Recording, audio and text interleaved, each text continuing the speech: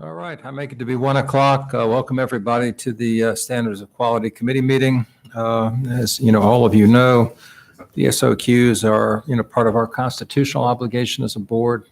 Been very happy the last couple of years that the board has taken that obligation seriously, and following a fair amount of research, gone ahead and prescribed SOQs. We have had, I guess, limited success in the General Assembly so far, but I think we keep at this long enough. Eventually we will see the concepts that we want embedded in, the state adopted SOQs, coming from our work. First item is approval of minutes from the June 16, 2021 committee meeting. Has everybody had an opportunity to read the minutes? And if so, is there a motion either to adopt them or to suggest changes? President Gecker, I'll move to adopt the minutes. Thank you, Dr. Wilson. Is there a second? Second. Thank you, Dr. Robertson. All those in favor signify by saying aye. Aye. Any opposed? Yes. Oh, okay. That's fine. Although, as you know, Robert's rule says even if you're not there, you're entitled to vote on them. There you go. Fair enough. Let's move on then. We are delighted to have with us Dr. Stahl, Director of Policy, to sort of bring us up to date and where we've been, and perhaps a look at where we might be going.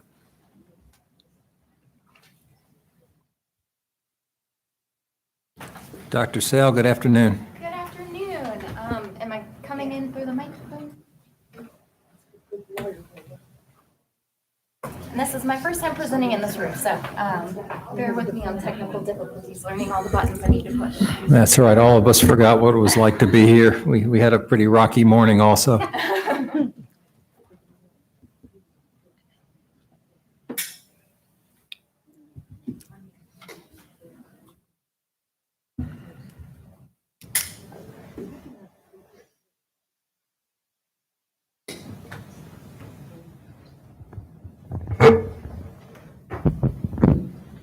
Okay, that looks and sounds a little bit better here. And I will also look to Tim to see if the presentation will get pulled up for you so you can follow along. We're bringing it up, sorry. Oh, no problem. Something happened. Let's go then. All right, wonderful. Well, thank you, President Gecker, members of the board, and Dr. Lane. It is my pleasure to be back in front of you all today to continue the conversation that we started last month with the SOQ Review Committee. Just very quickly, to touch on what we're going to cover today, again, really an extension of the items that we talked about last month, and wanted to build from the conversations and discussions that we had to start focusing in on how we might continue to move forward on those items that came from the 2019 and 2020 reviews of the SOQ. And what we'll do today, or a critical mass of what we'll do today, is spend a little time going back through those 2019 and 2020 revisions.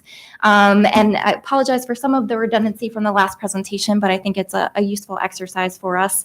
And start to look at the deltas that we've seen since the General Assembly has taken some action on a few of the prescriptions, but we haven't yet seen any of the prescriptions fully realized. And so there's still an opportunity for you as a board to continue to push and find momentum and where we've seen some changes happen to get us all the way to full realization, and then promote some action in places where we haven't seen as many gains or any gains at all.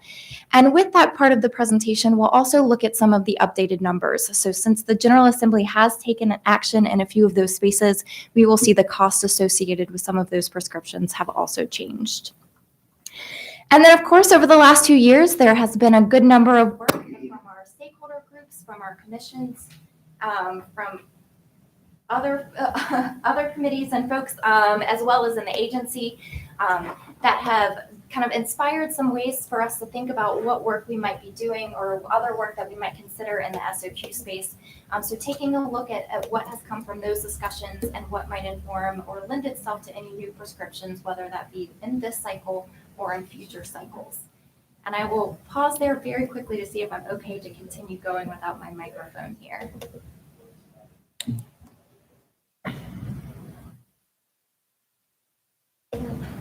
think we might need new batteries. Okay.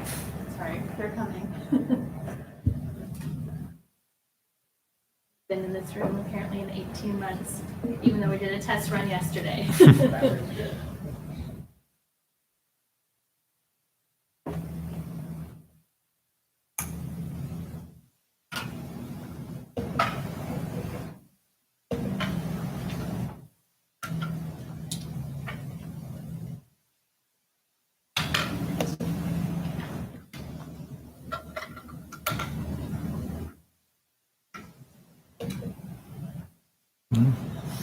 You read the breaking news.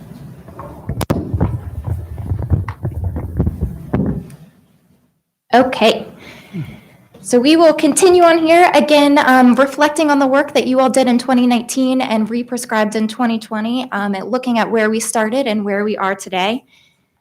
Just a quick refresher on a few of the things that have come from General Assembly action in the last 2 years. As you will remember from the last presentation during our June board meeting, we took a broader look at a lot of the actions to come from the General Assembly that touched on the standards of quality in any way, shape, or form. But the ones that we have up here are really corollaries of the board's prescriptions. So these are more directly tied to the items and prescriptions and proposals you put forward in this space. So you will see this list is a little bit more abbreviated than the one we covered last month. Just a quick refresher, we had several pieces of legislation that updated ratios during our 2020 General Assembly session. One of them related to our EL teachers, and the second related to our school counselors. Both of them had kind of interim phases of implementation, but I think what's important for us to know in the coming school year, the 21-22 school year, the expectation for school divisions is to staff at a 20 to 1,000 student ratio for our EL teachers, and that is not distinguished based on proficiency level. And then for our school counselors, we will be at 1 full-time school counselor per 325 students. Additionally, during the 2020 General Assembly session, we also saw some movement in the at-risk add-on space, and this is a component of the larger equity fund proposal that you all put forward. Again, we didn't see the equity fund fully realized, but we did see more money dedicated to the at-risk add-on program. So for those divisions and those schools serving larger populations of higher poverty students, the scaled amount or the additional per pupil amount added onto their funding was scaled a little bit differently, and they were eligible for more funding. So pretty significant and meaningful gain in that space in 2020. Then in 2021, Senate Bill 1257 got us part of the way on the specialized student support personnel positions. If you'll recall, your proposal was 4 for every 1,000 students, and they did propose and pass a bill that would require 3 full-time positions for every 1,000 students. And the specialized student support personnel position does create a new category that pulls certain positions out of the support cap. And of course, happy to revisit that with you all if you'd like a refresher. But just as a quick reminder, those support positions include school nurses, school psychologists, social workers, and other health and behavioral licensed personnel. Lastly, we also saw the General Assembly take action on a board's recommendation. So since this was a budgetary item, this wasn't listed as part of a prescription, but it's something that you saw as important for complementing the work that we do with the SOQ. And this was removing the SOQ staffing flexibility that had been put in place during the recession in 2009, giving divisions a little bit more space on how they were hiring in certain SOQ staffing areas. But in the second year of the budget, that flexibility is removed. So those staffing requirements that are set out in Standard 2 of the Standards of Quality are now the expectation for the school divisions moving into the 21-22 school year. So again, looking at that and starting with where we are now as our baseline for this next phase of the conversation, we know that all of the prescriptions that you all put forth are still important and would like to see them fully realized. But how can we continue to think about those and move them forward in this next review cycle, or this review cycle rather, and continue promoting some action in important spaces. So in the next few slides, what staff did to help that conversation and really start the discussion on how we might do additional promotion in the standards of quality prescription space is started to kind of refocus and reframe the order in which we put forth our prescriptions. And I know this slide here talks about kind of prioritization. And I know I might even use the word prioritization, but I really think that's probably a bit of a misnomer in what we're doing here, because these are certainly all priorities for the board. They're indicative of a lot of research and a lot of stakeholder feedback. So these are evidence-based prescriptions. So we know that what you would put forward is all important work and all high priority. But it's really kind of refocusing to make sure, again, where we didn't see as many gains, the board is communicating some of the spaces in which we might want to see the General Assembly take additional action.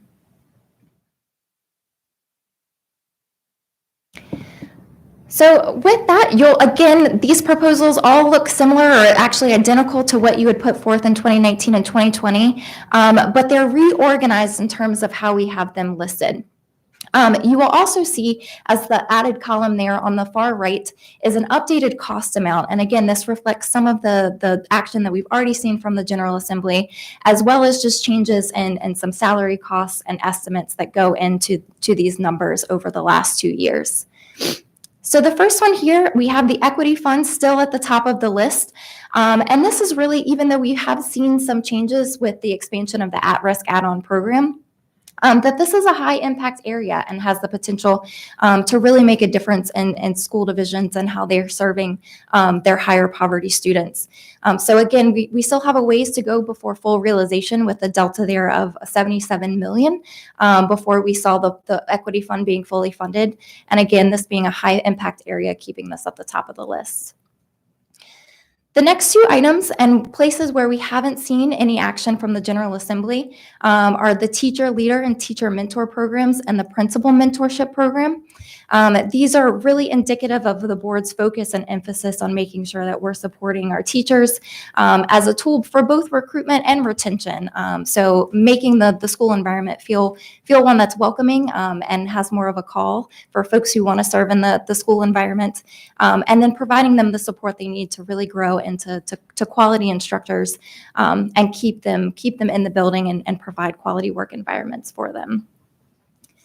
The next one is our work-based learning coordinators, and this is really in alignment with the profile of a Virginia graduate, and again, something that we haven't seen much movement on or traction with during the General Assembly sessions. I will just quickly call your attention to the difference, a small kind of marginal cost increase between the last time these were prescribed and the estimate that you see in the far right column. So for the teacher leader and teacher mentor program, since these are salaried positions with the school division, that compensation adjustment that happened during the last General Assembly session is reflected in this new estimate here, since these salaries would also be increased as part of this. And then for the principal mentorship and work-based learning coordinators, these are both state-based positions since they require regional and statewide coordination. And those small marginal increased costs for them are technology costs for supporting and providing what they need to do their work at the state level. Our next several proposals, again, are spaces where we have not seen General Assembly action or have not seen the full action that we would like to see from the General Assembly. The first two proposals are staffing at the leadership level and school leadership level with assistant principals and elementary school principals. Again, these are items that we haven't seen any action on in the General Assembly space. And as you recall, the assistant principal prescription is actually something that has been on the board's wish list for a good number of years. So hence why we elevated that to higher on the list as we continue to talk about this round of prescriptions. For the English learner teachers, as I noted, we have seen some changes and updates to the ratios. So we moved from 17 per 1,000 17 full-time positions per 1,000 students to 20 in the upcoming year, which is a meaningful shift. But a large part of the board's prescription in this space was making sure that staffing was differentiated based on proficiency level for students. So making sure those students who really had more ground to make up had the right support and staffing in the classroom with them. So for that reason, even though, again, we have seen some traction there, making sure that this stays high on our list. Reading specialists, again, this is a space that we haven't seen much in the way of General Assembly action. There has been work done in terms of what intervention, intervention, and remediation programs look like, but there hasn't been any requirements for staffing in that space. As a quick note for those 3 items that we haven't seen any movement on, the assistant principals, elementary, and reading specialists, to explain why there is the small differential in cost there. This is reflective of the drop in enrollment that we have seen post-pandemic. So these estimates may change real time as enrollment goes back up and in-person instruction modalities come back online this fall. But of course, the estimates did reflect some of that drop in enrollment that we have seen over the last year. And lastly here, we have the K3 class size reduction as one of our lower on the list of prescriptions. Again, not indicative of the importance of the program, but something that doesn't require a state impact and hasn't been as high impact area that the board might want to see. And then the specialized student support personnel positions and school counselors are ones that we have seen movement on the ratios. And so again, while there's a little ways to go to fully realize these prescriptions, we really would like to see some additional movement in those places where the General Assembly hasn't taken action.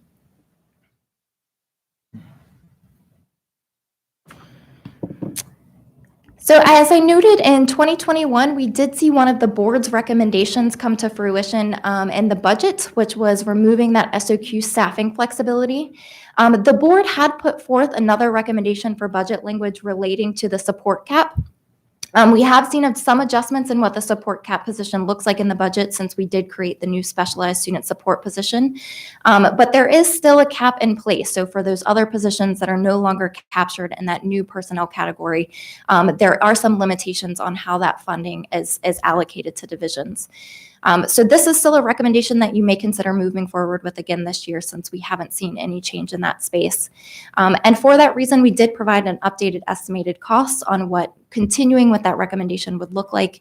And that is going to be $371.6 million annually. It was formerly $371.6 million as part of the 2019 and 2020 prescriptions, but the updated estimate is now at $373.5 million.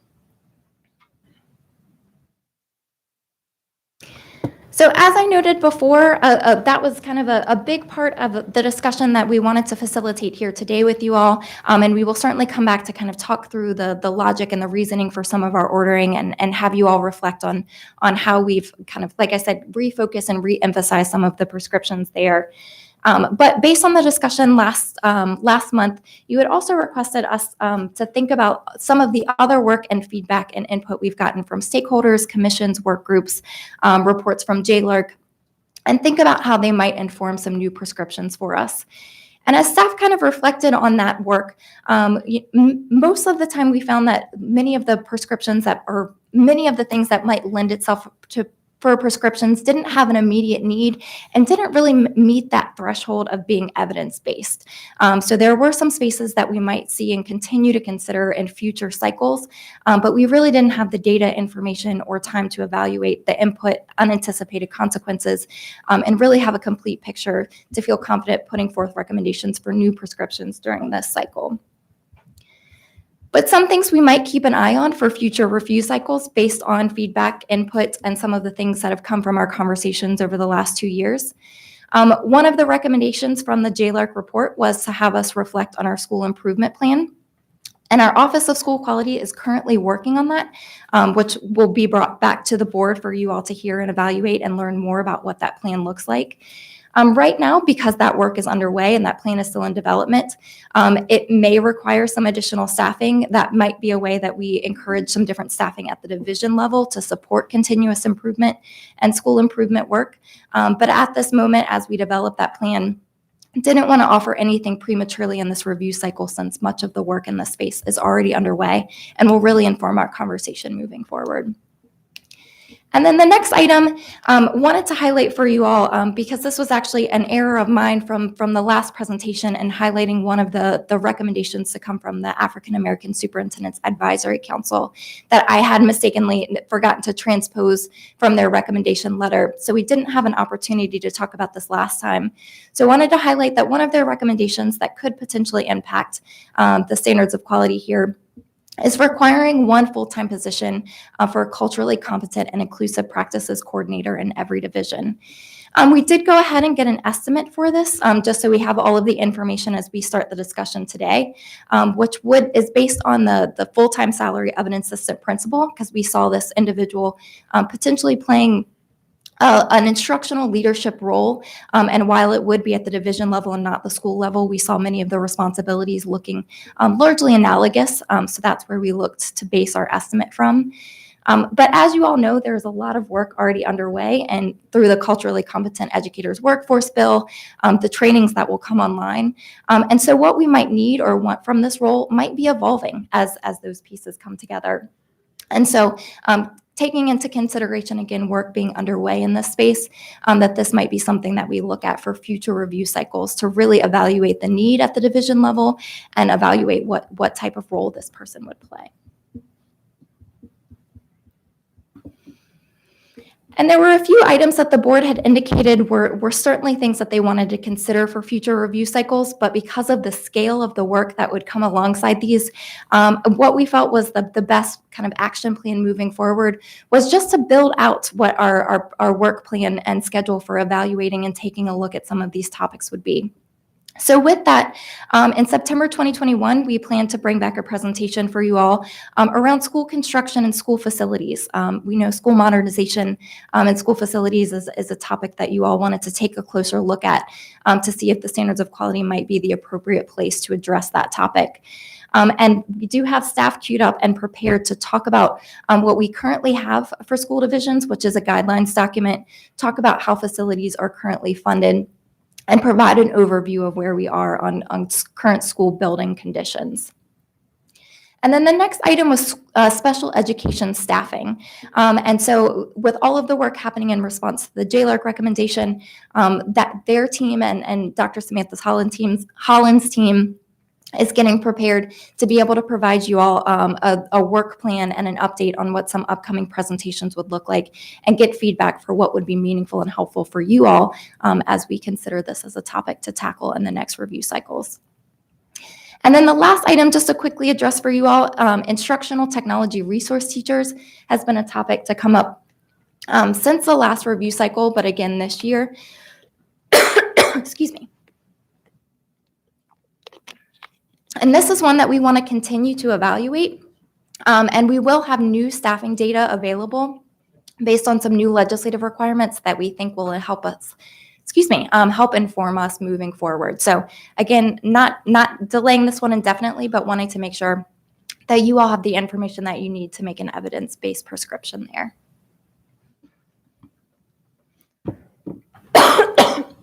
Excuse me. So with that, I will turn it back over to you all to begin. And I can address any questions you might have to start the conversation, but I'm letting you all take it from there. Okay, well, thank you, Dr. Stahl, for the presentation. Before I have the board, chime in, I'd like to just say a few things.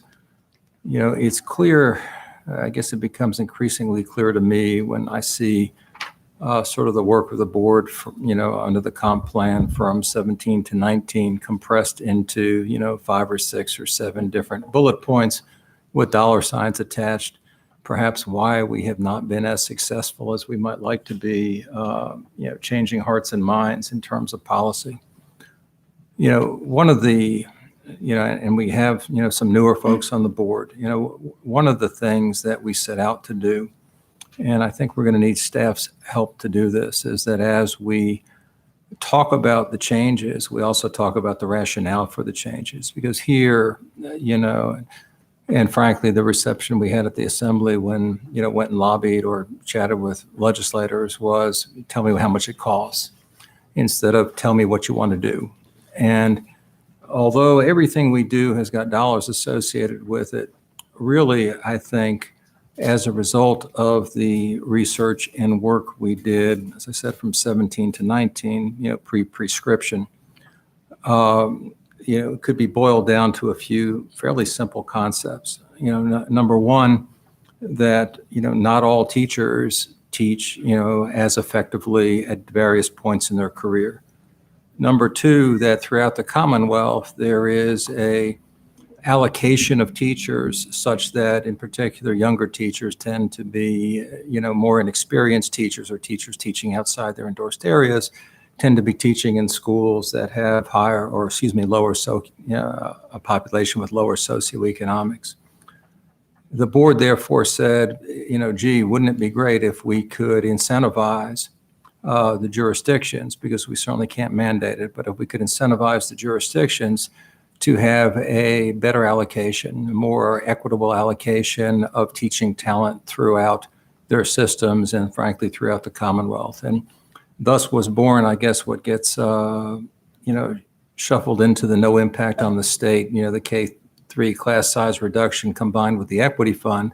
The underlying concept there was to, tell poorer jurisdictions in particular, or schools with a higher percentage of lower socioeconomic students, we're going to give you more money to go hire more experienced teachers, because right now we don't have a good way to measure effectiveness in the Commonwealth, although we continue to work toward that.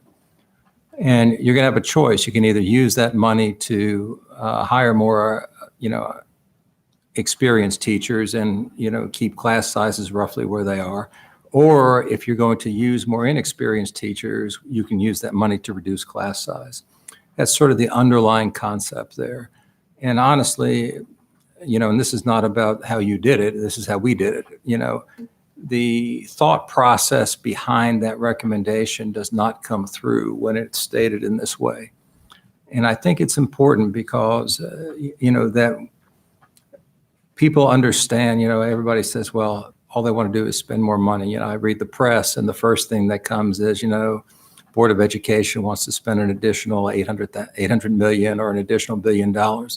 When really it's not the money at that point. What it is we want to change the behavior on the ground. We want to actually reshuffle the cards just a little bit to have better results overall.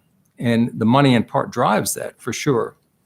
But it is not just saying we're going to throw more money and we want people to do exactly what they're doing today. It's we want to change the actual behavior because we believe that the results will change if we can change behavior. The second piece is we've had for as long as I've been on the board, which isn't all that long really. We talk about the teacher shortage. We talk about how difficult it is to retain. Up at UVA a couple of years ago, we saw the presentation which basically said, if you could improve your retention rates, you could actually eliminate the teacher shortage, right? I mean, we're losing so many teachers, and typically you lose them, years 2, 3, 4, somewhere in there, when the lack of support, really just says to folks, why am I doing this? They come to the job every day. They do the best they can. They don't get sufficient support. Their skill sets are not being improved, by feedback dramatically. And I know I've got superintendents here who might take some umbrage at this, but overall, not in Arlington, but in everywhere else in the state, we have, issues. And if you talk to, my daughter, didn't teach in Virginia, but she taught in California. And, 2 years into teaching in San Diego, she said, I'm not going to do this anymore. I just not get enough support.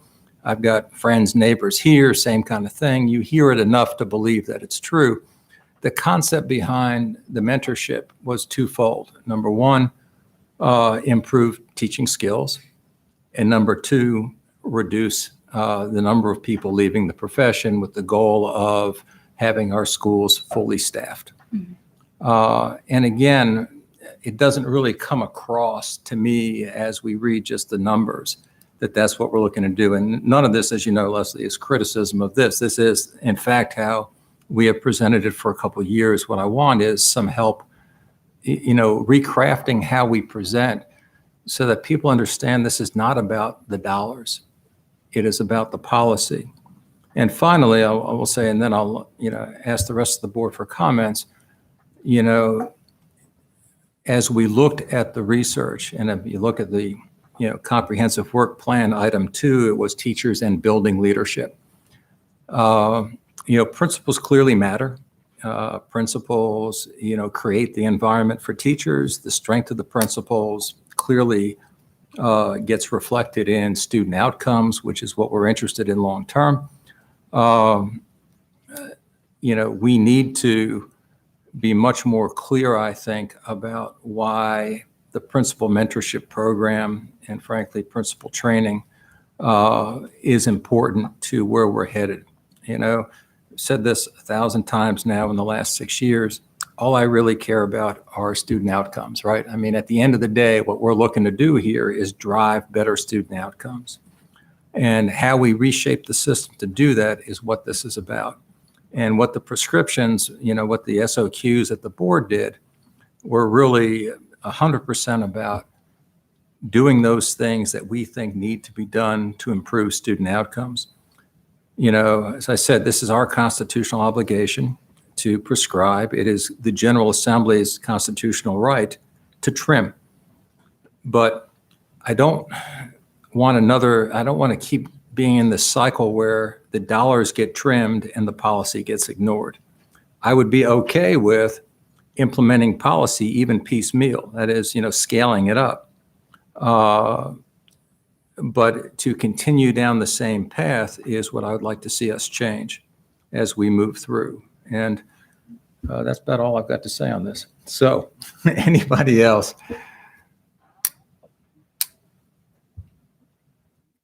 Dr. Wilson? I don't have anything to add necessarily to what you said, President Gecker, besides I do believe that the why is very important behind the what we're asking for to help people understand. So I appreciate that very much. Dr. Stahl, as you were going through the list, very helpful to see.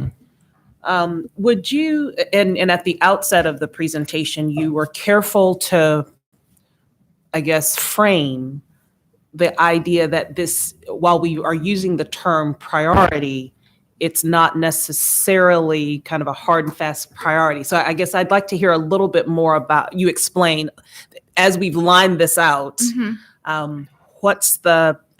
how do we want, or as you and other staff have put this together, how did you want this to be viewed or receive, this list? You know, kind of what's driving it as the reader? What should we be looking, are we looking at? Sure. And I guess maybe to start, I have the luxury of having a well-informed audience here today, so got to focus in on some of the weeds and the mechanics of what we're asking. But I certainly appreciate and hear the feedback about the importance of the why. So when we transmit this to the audience who, will hopefully help us carry this to the finish line, making sure that narrative component is there and very clear and very direct about the goals behind this and the vision behind this work. I think probably the best way to explain how we approach this and started to do that, like I said, not reprioritization work, but reframing and refocusing work, is to President Gecker's point about thinking about what spaces we might be able to drive some policy changes where we haven't already gotten momentum, and recognizing, kind of evaluating, again, where those deltas exist and where we might be able to continue to move the needle. And I think in that way, the General Assembly does often look to us to evaluate what are the things that might have the most meaningful impact and concrete impact at the division level. So if we did have to make those hard choices about which of these things we advance and carry forward, where do we see the most meaningful change happen? So I think in that regard, that's where our headspace was, and that was kind of balancing where we have seen momentum versus impact, and where we might be able to provide some guidance and leadership, to General Assembly members who do want to help carry this forward, but looking to get a sense of where we might do the most work the quickest with the biggest impact, knowing that we still might be several General Assembly sessions away from fully realizing the SOQ prescriptions. And if I could follow up, so Please. having heard that, your explanation, as I recall now, we have in past years been asked at some points, if we had to choose, where might we want to put our emphasis? So perhaps this is an attempt to start there. Right, got it. Thank you. Yep, precisely. I think it's just giving them more resources and tools to hopefully have them carry this forward and start to chip away at the things that we know will have the biggest impact. Again, not suggesting that all of these things aren't important, and we don't want to see a moment or motion in all of these spaces, but giving some direction to where we start the process or continue the process rather, since we have gotten some headway. Yeah, Dr. Mann. Oh, sorry, Francis. Thank you so much. Hearing that made me wonder about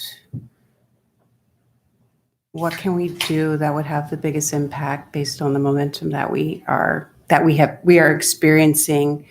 Makes me wonder if we were thinking about the context of what children are returning to coming out of this historic thing we have just lived. Would you say that there might be other ways to think about, and I'll put priorities in quotes because I very much appreciate all that's been said about it all mattering, just as you said in your own comments. And I can't help but think about the youngest children and the challenges children, particularly our elementary children, have experienced, and just wonder myself about, this list and thinking about that group. If we have to think about what is their traction around that could have a really big impact. So I don't have an answer for that, but I'm certainly thinking about that as we're having this conversation. Just given what I have heard and I am understanding about the situation that very young children are faced with having lived through the pandemic. So I just offer that.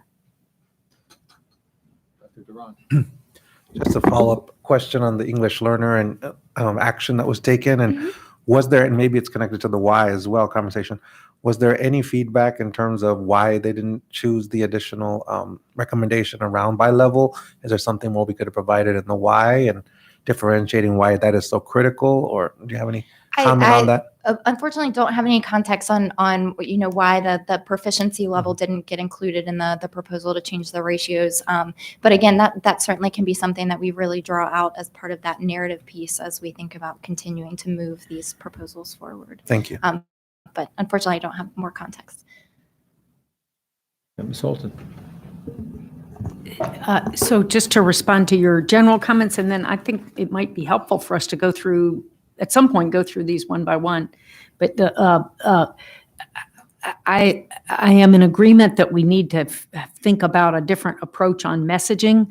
I do think that money is not irrelevant. And so part of our point is that if it is our duty, our obligation to set standards of quality that ensure all students have an opportunity, have access to high quality instruction and the necessary ancillary supports.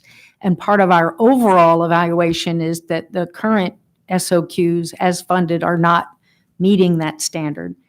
And that therefore, with current resources, it's not just a matter of shifting dollars from one category to another, that there is a need to enhance the overall resource package and to differentiate. And I do think this is a concept that's different in this stroke of the version of the SOQs than in priors, to differentiate more based on student needs. And, the research we did coming up to this version told us that students in economically disadvantaged communities and families need more to get to successful outcomes. And so that concept of differentiating based on student need, I would think is both that the bar needs to be raised overall and that on resources, and that there needs to be a differentiation of resources, that those are kind of messaging points that we should somehow figure out how to get in there. Okay. Anybody else? Thank you, Ann. I don't, If I may, Please.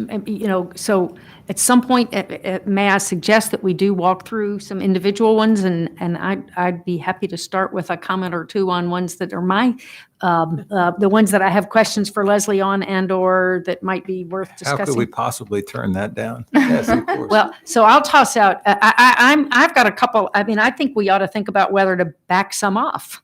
And then I've also got a couple that I want to think about whether we want to add and/or expand. And the back off is, I do wonder whether, the specialized student support, we had recommended 4 per 1,000 based on our research and the importance of those positions. And the General Assembly is now funded 3 per 1,000. Can we really say that, we had evidence based that 4 was magic over 3? I'm not sure we can. And so is that really something that is useful to remain in there? I'm not sure. The counselors, we did have a basis for our recommendation of 1 to 250, and that one may be one we want to keep in there. On the other hand, I mean, it may, if the General Assembly's is gone as far as they're going to go on that one, I think it's worth thinking about whether there's, we're thinking about whether we want to declare victory. And I don't know whether there's, I mean, as I say, that is different because we did have an evidentiary base for the 250. Things that I would like to think about expanding is, one is I have some questions about the equity fund, and if you could go back to that. Oh, it's there. Good. I'll ask that. And then the other one is the work-based learning coordinator. And in both of those, my question is, have we gone bold enough? And then the third category of a new category is, I would like to understand better the Department of Education upgrades, or the potential to use standards of quality to upgrade staffing at DOE on school improvement. And I don't have my head around, I mean, this standards of quality for the divisions, I don't understand how we can use that to get more resources here. I'm not sure we can, but that one might, I think the JLARC recommendations were strong enough. I'd hate to see us wait unnecessarily on that if this is an opportunity, but I'm not sure it is. So if I can go to my equity fund, and then I'll stop in just a second. The equity fund, I don't remember how much we were our original recommendation was moving the equity fund from outside SOQs into inside SOQs, and how much we were enhancing it. And if we enhanced it, I don't remember how much I don't remember by what percentage we enhanced it, but the research, we've seen, and maybe it's only gotten stronger, the research I've seen anyway, that our students from disadvantaged families need, maybe as much as a third to a half more overall resources. And that's, that's teachers, experienced teachers, that's all the ancillary supports, it's the whole package deal. But it's a big delta, not a small delta. And I don't know whether, if our current recommendations were adopted, what kind of delta, what kind of percentage increase differentiation are we giving to our students in low-income families over the overall average? And maybe that's not a great way to ask it, but if you understand what I'm asking, can you help me there? Sure, and I can certainly start to speak to that. And I don't know if Dr. Lane, there was anything that you wanted to begin the conversation with. I do also have my Office of Budget Director here as well, who might be able to help fill in some gaps on the monetary and budget piece. Dr. Lane, it looks like you might have had something to start with, but I'm happy to jump in. Feel free to go first, but Okay. What I will say on this one is there are certainly options available to the board to ramp up that funding in the way that we set that ratio. So I would have to defer to the board on what you want that to look like. But I will say, in response to Mr. Gecker's great comments around the intent of this fund and the notion of redistribution of teachers potentially, whereas that redistribution of teachers and incentives is an option. I don't know that even our language is that strong, because I think the divisions are going to do more what you were saying, Ms. Holton, where they were going to use this fund to start to build out a lot of wraparound services, and it may not have turned into teachers. And so it might be worth the board looking at that language a little bit more wholesale. And We did have some language about they could spend it to enhance teacher they salaries, can, right? but it's not quite as Right, I gotcha. yeah. So we might be able to strengthen that language. Well, I mean, I just would love to have it be somehow connected to the evidence base, and that there is evidence around not just small incremental spending, but significant incremental spending for those neediest kids. And I don't remember whether it's a third or a half, but it's up in that range. And what would it look like if we put in an equity fund recommendation that actually matched that evidence? Sure, and to help fill in the gap of where we are with the current recommendation and some of the traction that we have seen. So the equity fund had a few different components to it, since this is a per pupil add-on. This was combining two different sources of funding that's going to Visions currently, one of them being the current at-risk add-on program, which is based exclusively off of calculations of free and reduced lunch students. So there were no additional contingencies or calculation factors going into that pot of money. And then there was also the Prevention, Intervention, and Remediation Fund, which also took into account assessments.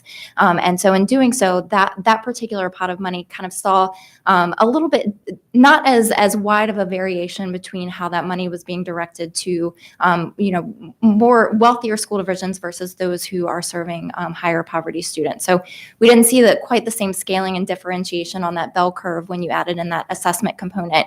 So this would be combining those two sets of funds into a single formula that more mirrors that current at-risk add-on, which is, again, based on exclusively free and reduced lunch.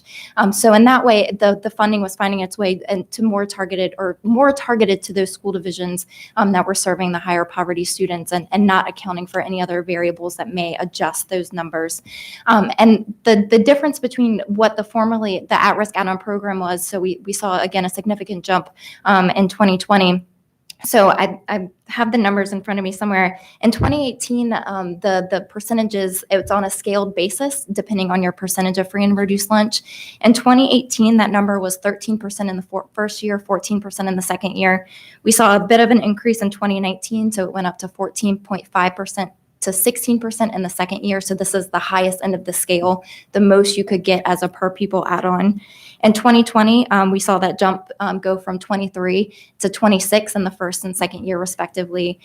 There was a bit of a pullback because of the unallotments in COVID-19. So the most recent budget, it's currently 19.9% in the first year and 26% in the second year. So over the course of several budget cycles, we have seen that number jump pretty significantly in the additional money that you can get for the per pupil add-on with the at-risk add-on. And again, that being more of the formula that we want to follow with the equity fund, since again, it's targeted exclusively based on the percentage of your students that are in poverty versus adding in those other factors. And I will turn back to look to see if there's anything that Ed wants to add to that discussion there.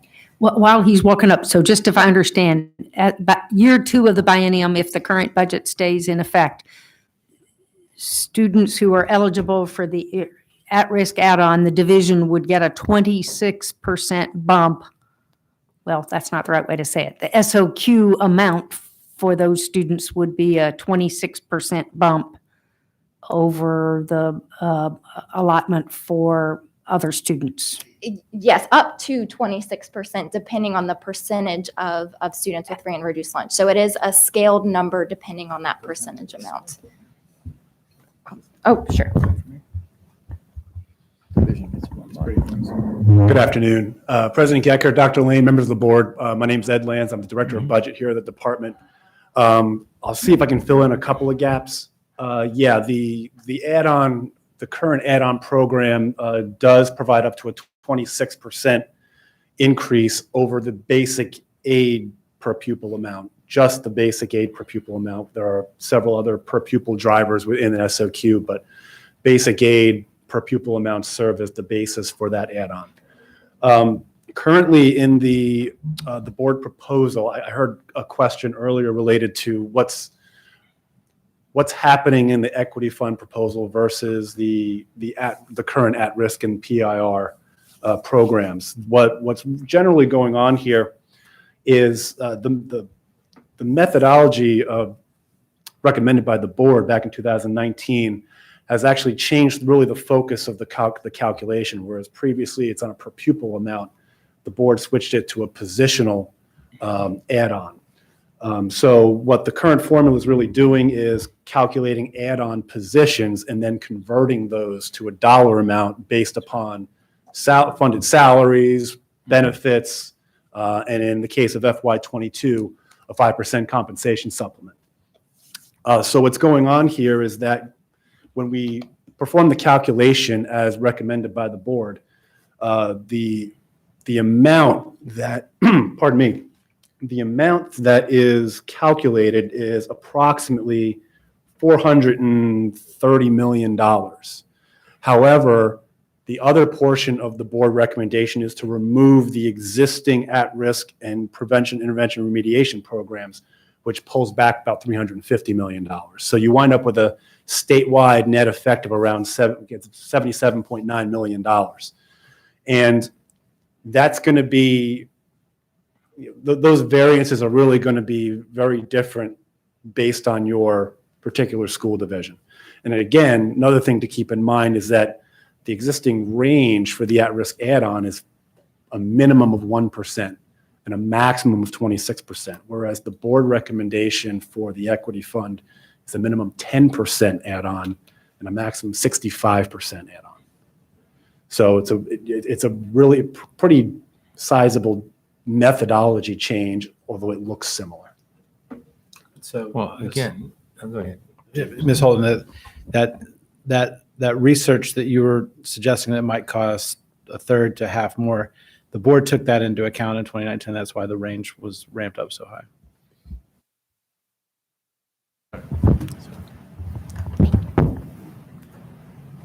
So if I may, so that 10 to 65%, so if our recommendation were adopted, then the funding and adequately funded, then we would be funding as much as 65% above basic aid for divisions with very high percentages of very needy students.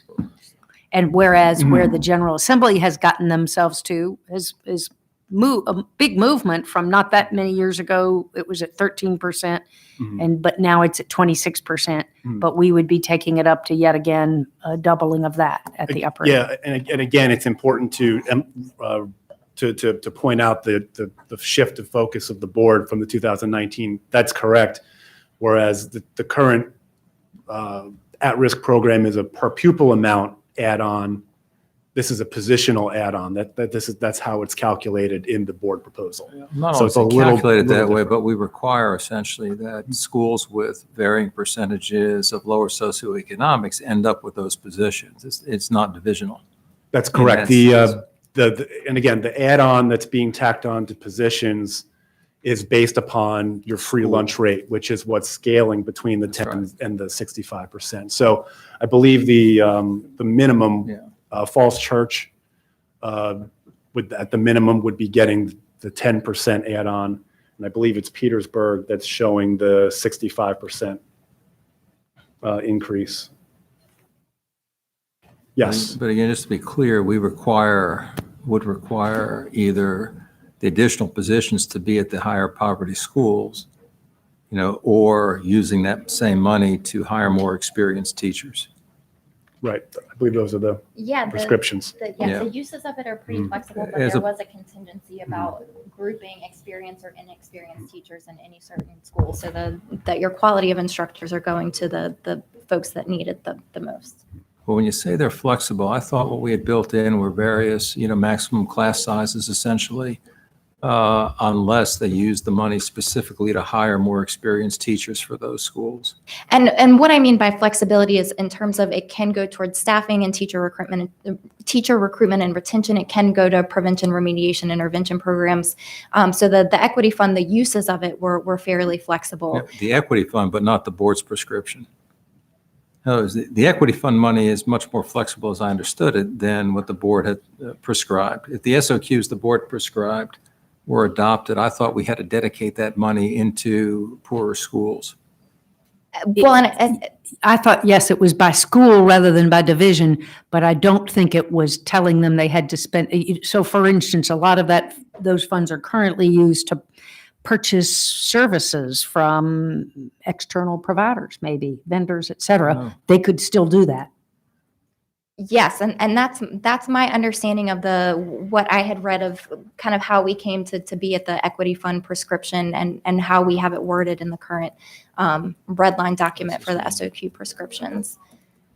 Yeah, I think the intent of the board in 2019 was to allow the things that were qualified under at-risk and PIR to continue, but to expand to these other allowable uses. Actually require you to set maximum class sizes. My understanding of the equity fund didn't have any specifics on class sizes.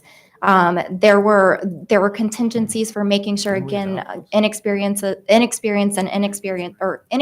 experienced teachers respectively weren't grouped in certain schools. So again, we were making sure that the division or schools rather and students that would most benefit from high quality instructors in their classroom were seeing an even distribution.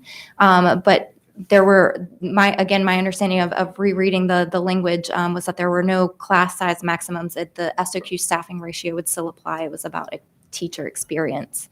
While you're looking at that, can I ask just another, the 60, I'm just a little, so if the total at-risk fund is at the 430 million level now, and that's General Assembly, well, maybe I'm wrong about that, but anyway, I'm just trying to get the order of magnitude on the dollars right. If we're talking about taking the maximum category from 26% up to 65%, an extra $80 million a year, $78 million a year will do that? Don't forget that it also removes the existing PIR program, which is about $120 million a year. So we're taking money from those other categories and rolling it into this. Yes. And that gets us a fair amount of money, but that's, all right. So is there some risk that some folks, some divisions, some schools will actually lose under this formula change, I guess? Yes. Yep. If you give me about a minute, I can scan and let you know, but I don't believe that's the case. I believe Just look at Falls I Church. believe the formula recommended by the board when they were in 2019 trying to figure out what percentages we used some different amounts. When we got to 65, we got to a point where no school divisions were below their existing Chapter 552 appropriation. I'm just surprised that the amount of money it takes to get from 26% to 65% for the neediest kids, that the overall delta isn't bigger than it is. And again, that's simply because there's another, when we talk about that 26% add-on, that's exclusively within the at-risk add-on. Part of the board proposal is not only to replace the at-risk add-on, is also the prevention, intervention, So partly remediation what you're program. saying is between the current at-risk add-on and the prevention, we actually are already doing effectively more than that 26%. Right. We're much closer to 65% than, yeah. Yeah, Okay. the existing Now two programs in Chapter 552 combined are $350 million programs. So for our standard 2, where we clearly, I think, set forth maximum numbers of kids per class, where are you funding that from? So I'll take that one. That is not coming from the equity fund. That's actually on the next page, where we were essentially placing into the SOQ the K-3 class size reduction money, and that's already paid for.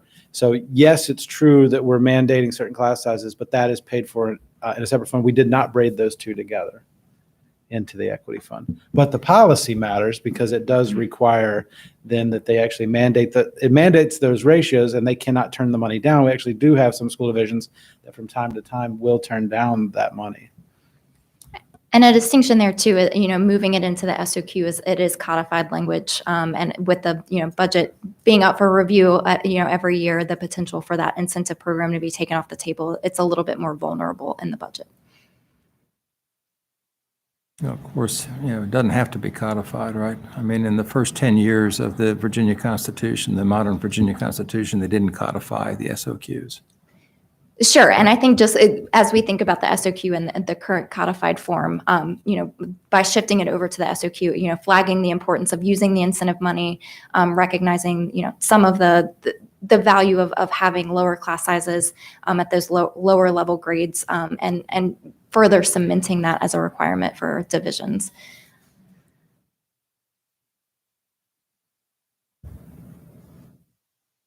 Ms. Holton, anything else on that topic? So I think you've convinced me that our equity fund is more robust. Our proposed, our standard that we have set, I'm trying to get my language right, Mr. President, is adequate based relative to that evidence base, or at least it's within the range relative to that evidence base. So I'm not recommending any change on that unless others help me understand it differently. The one other one I was going to speak to was the work-based learning coordinators. And this was one where I had originally advocated for more and will now take the chance to raise that again, that really the work-based learning, the whole idea of a work-based, we're going to hear from Barry Duvall from the Chamber of Commerce tomorrow, and maybe that'll help inform our thinking on it. But to really make the work-based learning mandates for high schools work, we've got to have somebody essentially in every high school. And in maybe, some smaller high schools, it might be a half-time person, and some larger high schools, maybe it should be two. But I'd love to see a 1 per 1,000 ratio work-based learning coordinator mandated. Well, and what we did last time is I think I raised this one fairly late in the conversation, and we were already pretty far along the way in other recommendations, but this is one that, and so we just put in some regional coordinators, but this would be to require, I think schools that are taking seriously, high schools that are taking seriously where what we've told them to do around career and community business connection are hiring people. So just a comment, Mr. Gecker, if I may. Please. We'll always be able to do more with more. So certainly I'm supportive of anything you think there. I just wanted to do a couple reminders on this one. One is that you're essentially funding in your Perkins plan that you approved last year what you've recommended here.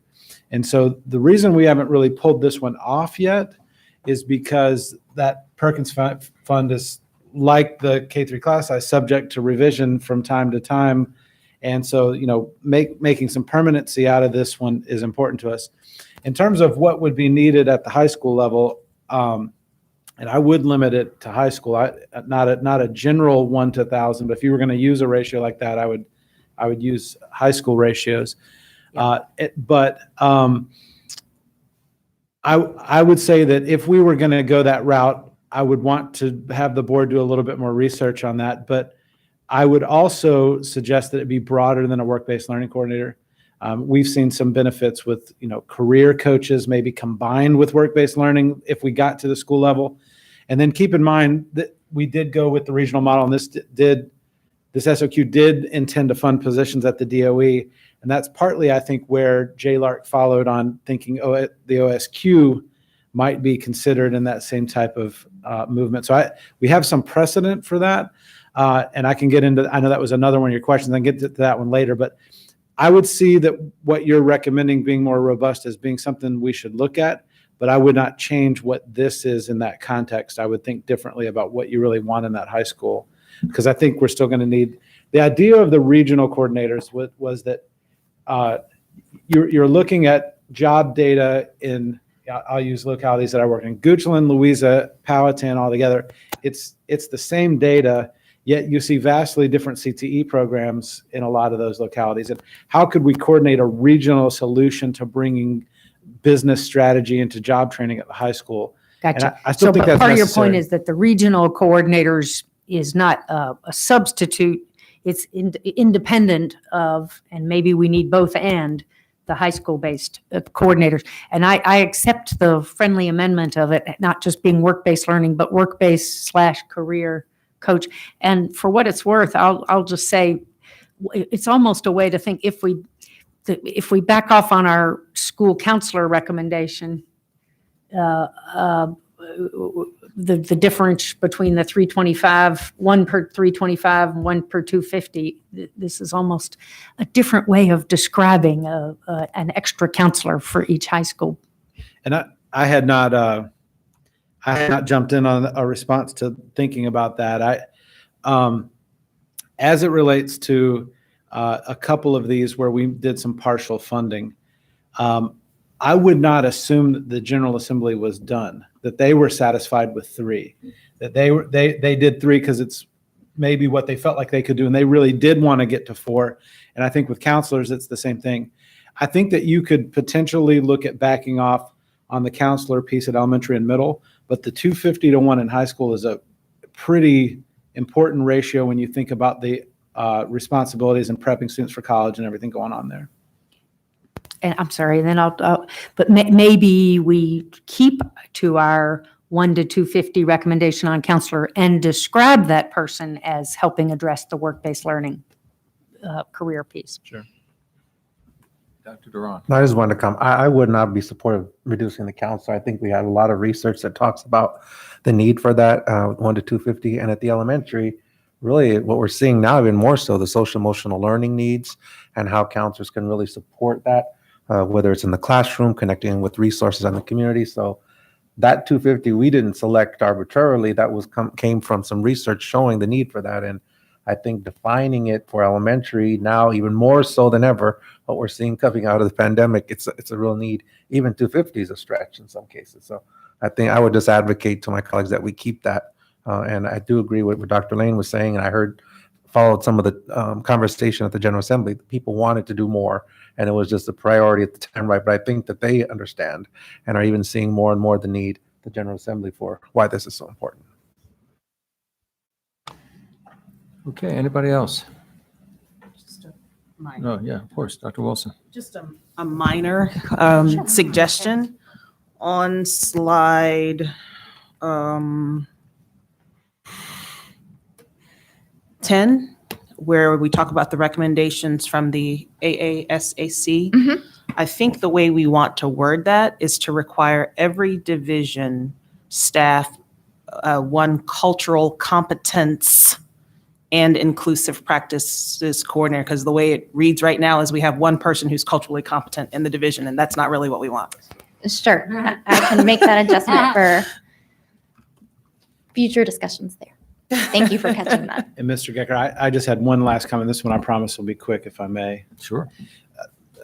Dr. Mann had asked about how we might think differently about these in the context of COVID. And I just wanted to give some ideas there. I don't know that I would think about the SOQ with its longevity in the context of COVID, but we are really spending a lot of time with our divisions trying to identify priorities of how they spend this across the 3 CARES funds, $3 billion. And then of course, early childhood is a lot more money on top of that. We have set priorities as a department, but rather than SOQ, one of the things I would recommend to the board is we could work in partnership to identify priorities for LEA spending of their money together and bring more attention to that, so that we have this belief that with this huge one-time investment, the idea that I think came from Congress was that we were doing this to show that if we had this big investment of money, we could really make a difference in student outcomes. And then it would give us an opportunity to advocate for more of that money permanently. And I think that some school divisions are thinking about that money in a variety of different ways that always aren't pushing towards student outcomes. And so that is an area where the board can go back to their comp plan and say, how might we help them think through some of these federal funds that will lead to outcomes? And then some of those things that are necessary, but maybe don't lead to outcomes, we can advocate for in other ways, like infrastructure packages, state funding, set-asides, and the such. So I don't have an answer for you on that yet, but that's a way that the board could weigh in on that issue. No, thank you, Dr. Lane. I appreciate that because I think one of the things that was operating in the back of my mind when I raised the question is that for sure the SOQs are about the long game.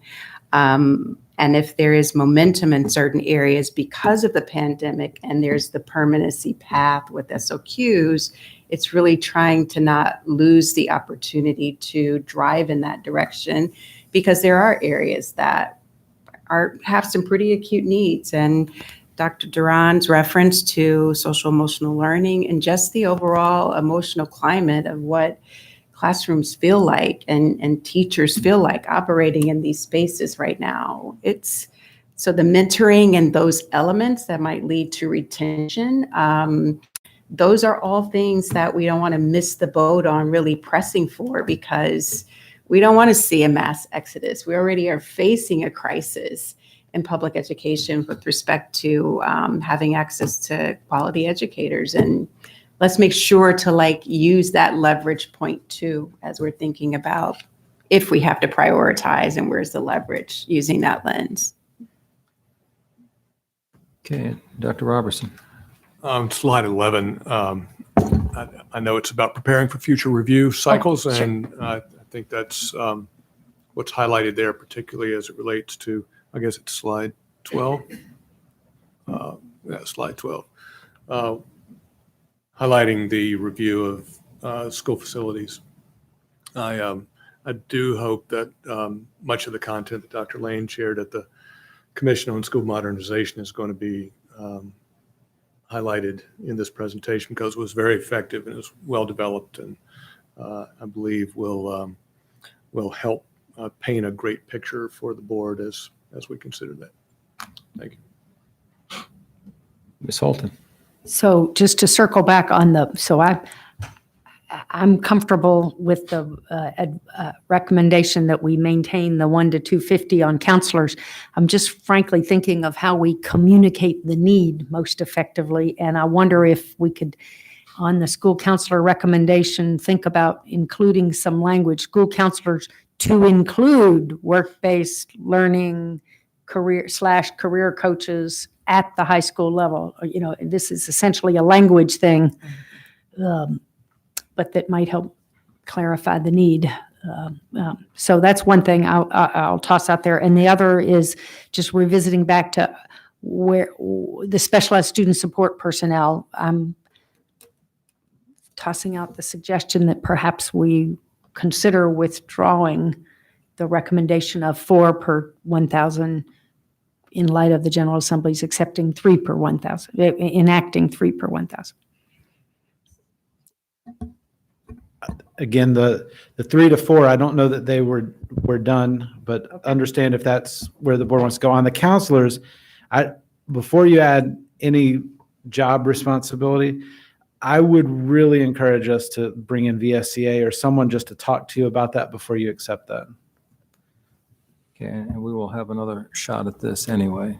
It is my hope that the board, the full board, not this committee, will once again prescribe standards of quality subject to the revision only by the General Assembly as required by the Constitution, toward the end of 2021, as we did in 19 and we did in 20. We can certainly hash through these things. It is also my hope that with staff's help, we can frame what we're doing. And I certainly understand the importance of the money. All right. But when we are trying to, I think, affect a policy change, it is important, as Dr. Wilson said, to answer the why question, almost first, and then talk about how much it's going to cost to get there. Because, honestly, in the context of what we spend for education in the budget, and overall in the state, it is not a huge increase. What we would want to do is does not hugely increase the state's budget for education. On the other hand, how some of that money would be spent, as I said before, with regard to, reducing class sizes in certain schools with a higher incidence of lower socioeconomic students, we believe, as research indicates, that would make a difference. The counselors make, impact on student achievement is a little bit lesser, perhaps. The principals is higher.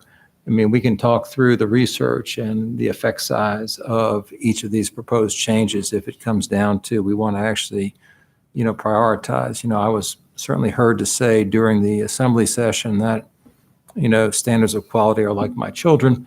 We're not supposed to have favorites, although, here we may actually have to break down and say, yeah, some of these things will have more impact on student outcomes. And frankly, although I haven't mentioned it, I certainly don't mean to exclude it. The reading specialists, clearly the importance of being able to read, every child being able to read by third grade is, that research is well known, well documented. So I don't mean to exclude that by not having mentioned it specifically.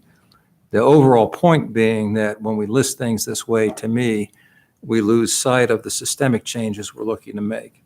And I think there might be a way to deal with the policy change and the cost in the same document, but perhaps not in the bullet list fashion we've been doing it. Okay, I think that's it for the SOQ committee. Thank you for your attention and comments. And I guess we are adjourned. Next up will be Dr. Anderson's committee at 2:30. Either, I guess, Dr. Anderson or Dr. Wilson.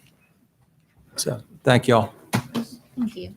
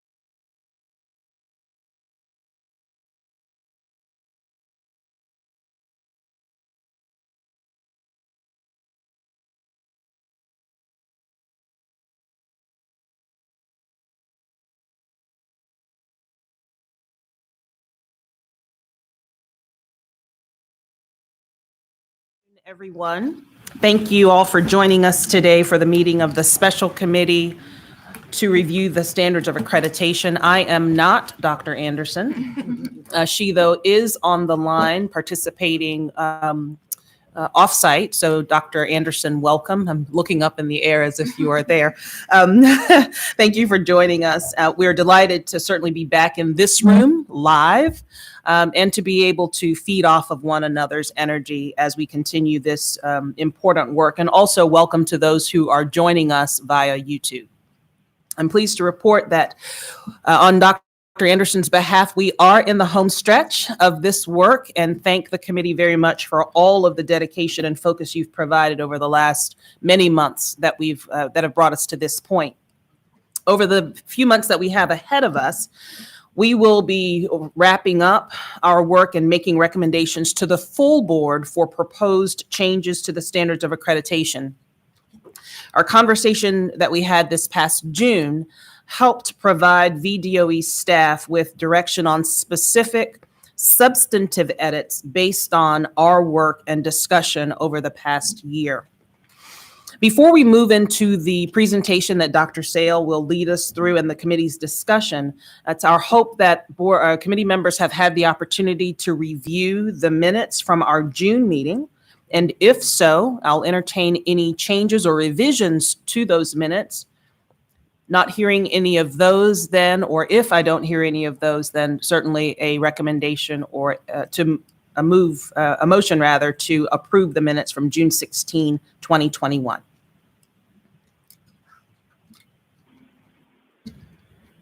I'll motion, Dr. Anderson. Thank you, Dr. Anderson, for moving to accept the minutes as presented for June 16, 2021. Is there a second?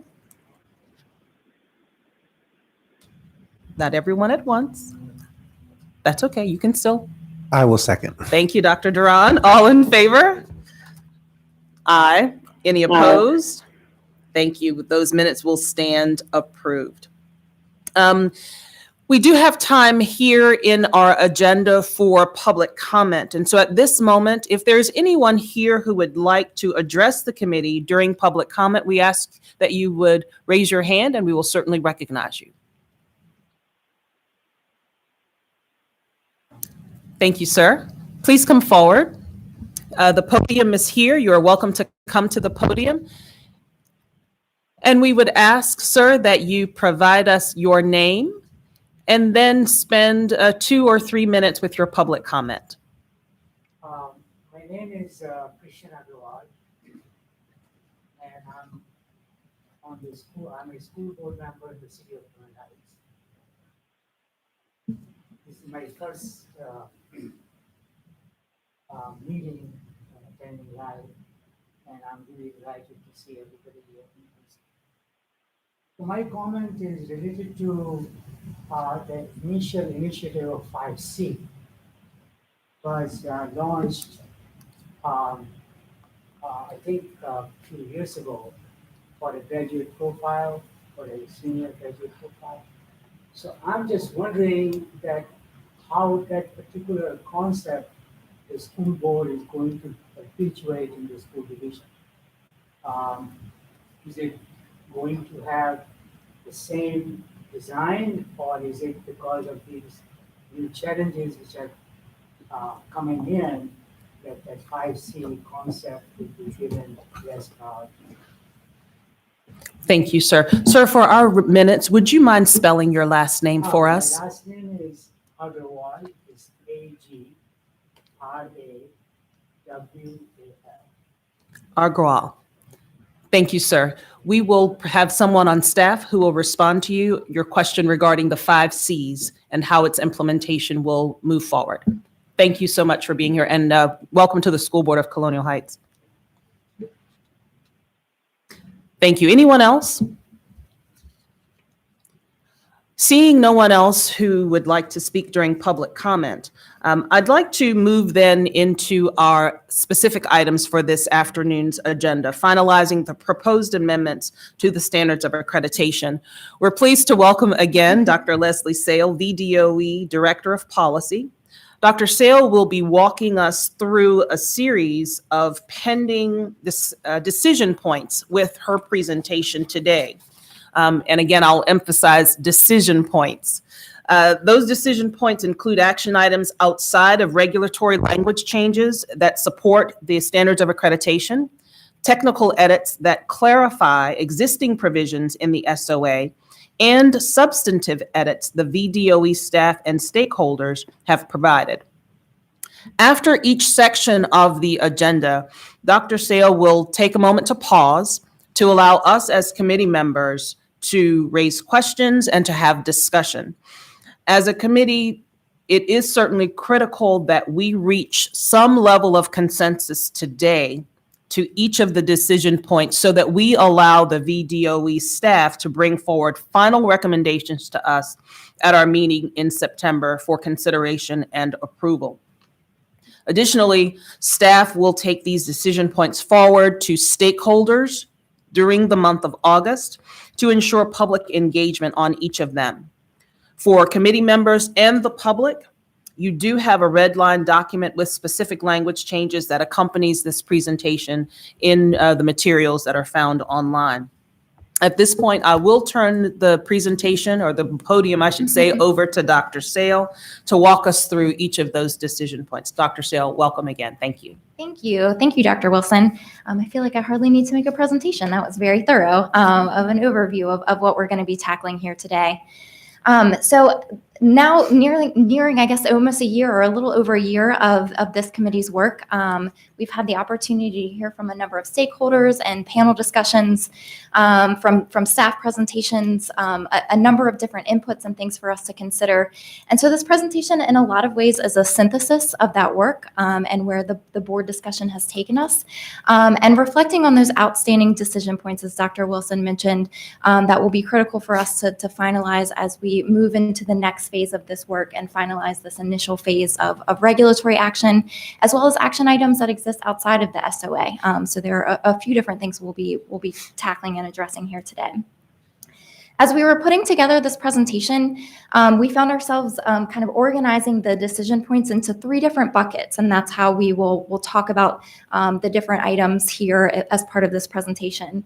At first are the action items that we feel support the standards of accreditation and our accountability model, but do not necessarily require any regulatory or language changes to the standards of accreditation. So still well within your purview as you looked at accreditation and accountability more broadly, but not reflected in the language document that you see before you. The second item are the technical edits, which makes up a large portion of the working document and redline document that you all have had a chance to review. And these are really clarifying edits. There are no substantive policy changes for those items that were considered technical edits, but this was just making sure that the board's vision and philosophy and intent was clearly captured throughout the standards of accreditation after its most recent revision in 2017 and reinforced clearly throughout the document. Additionally, the Virginia Department of Education had the opportunity to convene an internal work group on the SOA after the 2017 revisions and had received feedback from stakeholders in terms of questions and inquiries that helped guide us in thinking about what we could do to assist with implementation. Because as we know, the SOA is also a working document for many of our schools and divisions, so we wanted to make it as functional as possible. And then lastly, we'll take a look at some more substantive edits. So these are the items that the board has discussed and raised as a priority and places that they would like to see changes. And we felt like the SOA and regulatory language was the appropriate avenue for these last substantive edits. Some of these are based on stakeholder feedback and panel discussions as well as board discussion. And some of these are being raised from VDOE staff based on our internal discussions that were born from the implementation committee. So as Dr. Wilson noted, this presentation is formatted a little bit differently than how we normally do things. We will have those points of pause and check-in with the committee members, so none of our decision points get lost in the broader conversation at the end, and we're able to hone in on and finalize these last pieces to close out, again, this phase of the work. Oh, wait. There it is. And I won't restate what we have here. That was more or less what I had just provided. So I will quickly jump to the next slide to start us with our first set of decision points, which are around suggested actions to support the standards of accreditation. Again, these are not accompanied by regulatory language changes, but do talk to the larger conversation around accountability and how we approach that and support that through other action items. The first item we have here is starting to think about access to academic rigor and how we better understand how advanced coursework is being made available to students and who is taking that coursework. So the master schedule collection is an existing data collection that's available through the Virginia Department of Education and our current data collection schedule. And this actually allows us an opportunity to understand which courses are being offered at the division and school level. Through a course descriptor item or a data collection point called SCED course level, we can understand the level of rigor associated with the different courses that our schools and divisions are offering. And from this data collection, we think we're able to better understand and capture a picture of what access to academic rigor looks like. And we know that this is important for one of the board's goals in addressing the opportunity gap. So we want to make sure that all of our students and all learners across Virginia have equal opportunities to challenge themselves and take coursework that aligns with both their interests and their skill levels and challenges them to grow. So from this additional collection, or I guess from data that is being collected through the master schedule collection, we can kind of get a full picture of what access looks like. And it's not just a function of availability, but it's also how we see enrollment happening in these divisions. So who are utilizing these courses, or I guess rather for this point, if these courses are being utilized, and then who is utilizing those courses.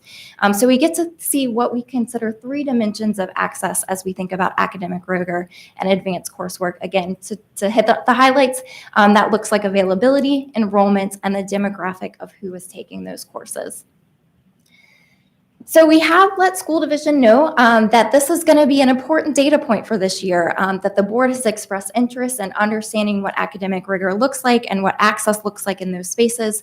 To that end, we've really requested school divisions who are providing us this data to take a closer look to make sure that that's accurate information and that data is verified. So as we build from that data, we're confident that we're operating from accurate and true data. From there, we should have the ability to make that information publicly available on the school quality profiles as early as fall 2022. And as you'll see, and part of the next slide, we'll talk about this a little bit more broadly, but a big piece of this is we understand transparency and data and reporting to be an important part, an important leg of our accountability model. So by making this data more visible, more transparent, putting this out to school divisions, we can see the gaps in where students have the opportunity to challenge themselves with academic and advanced coursework. And school divisions have the tools and resources and data to improve practices in terms of access. The next item has been a topic of a lot of discussion for this group, and that is discipline disproportionality data. Similar to our access to academic rigor, this is something that we're actually able to leverage, I guess I should say, an evolving data collection to better understand what we're seeing in terms of discipline practices and how that's impacting certain student populations and certain student groups. So we are currently in the process of transitioning away from the discipline, crime, and violence reporting to what's called SBAR, or the Student Behavior and Administrative Response Collection, which gives us a fuller picture and a more complete picture of how school discipline is being administered and the responses and the student demographics that have been subject to disciplinary action. I will note here that the date and school year that we have the SBAR collection coming online was this past school year, but because of COVID, this has been delayed. So SBAR will actually be its first year of data collection with this new model. Will be in the 2021-2022 school year. So just wanted to quickly note that change. But with that in mind, this data will also be available for us to look at and reflect on by fall of 2022 as part of the school quality profiles as well. In the interim, we have an opportunity as staff to really hone in on what the methodology for this calculation will look like. And as we've heard from previous presentations, discipline disproportionality will be a ratio-based calculation. We know that there are some different ways of approaching that ratio, including risk quotients, understanding whether we're reflecting on full student populations versus subsets. And so we want to make sure that we're thoughtful in how we're reporting this data in fall of 2022. And so we will use this additional time as SBAR data is coming in to reflect on that methodology and really cement that. So that will be an ongoing part of the board's discussion or committee's discussion to finalize that methodology. But we are confident in the ability to be able to report and make that data publicly available by fall 2022. Again, we feel that this data and reporting piece is an important part of our accountability mechanism and understood as part of our larger approach to accountability. So we think that this is an important complement and meaningful complement to the standards of accreditation. And then, of course, as this data becomes online and becomes available, the board or second iteration of the committee has the opportunity to evaluate and see if there is indeed a need to change the standards of accreditation regulatory language or accreditation model. But in this interim phase, we felt this was a meaningful and important step in getting us to that conversation that lends itself to those evidence-based discussions and data-based discussions that we know are important for the board in making those decisions. So those are the two pieces that exist outside of the standards of accreditation that we wanted to make sure that the board is comfortable with that approach and providing this next step and next phase in addressing these components of an accountability model. So I will pause there for any questions or discussion on these two pieces of the puzzle. Any questions or comments from anyone who's here, not just committee members, but also board members who are attending? Any questions or comments for Dr. Stahl? Dr. Mann? Thank you, Dr. Wilson. Oh, boy, just so excited to see this first recommendation. I think it's a passive but powerful way of inviting examination of what we're doing around access to rigor. I mean, I'm sitting here, I'm trying to find on the website where I can get to the school quality profiles because I feel like there's just no better way to regulate than to have access to information that tells us if we have a problem or not. And I thank the committee for calling this forward as a very helpful interim recommendation to advance. Very much support it. Thank you. Other comments? Ms. Holton? Thank you. Just yes, I endorse Dr. Mann's comments. And on that academic rigor in particular, here's my question. I see that you're going to we can create metrics for availability of advanced coursework, enrollment, diversity of populations taking advantage. All of that's kind of towards upper grades. And so the referrals for gifted programming in the lower grades, is there a way to do some data collection on that and to measure opportunities for extra academic rigor at the elementary level in particular? Sure. Oh, Dr. Lynn, you were shaking your head. I can certainly bring that back to our data team to see what might be possible. I certainly don't want to speak out of turn for other staff members who really lead the charge on data collection work. But I will certainly bring that back to see if there's a way that we can understand what advanced coursework or exposure to advanced instruction looks like at earlier grades and how we might be able to collect more information. I'm just channeling Mr. Gecker, who's talked for us to a while about, the issue isn't who gets into governor's schools, for instance. It goes all the way back to who is being prepared at a very early age for those opportunities.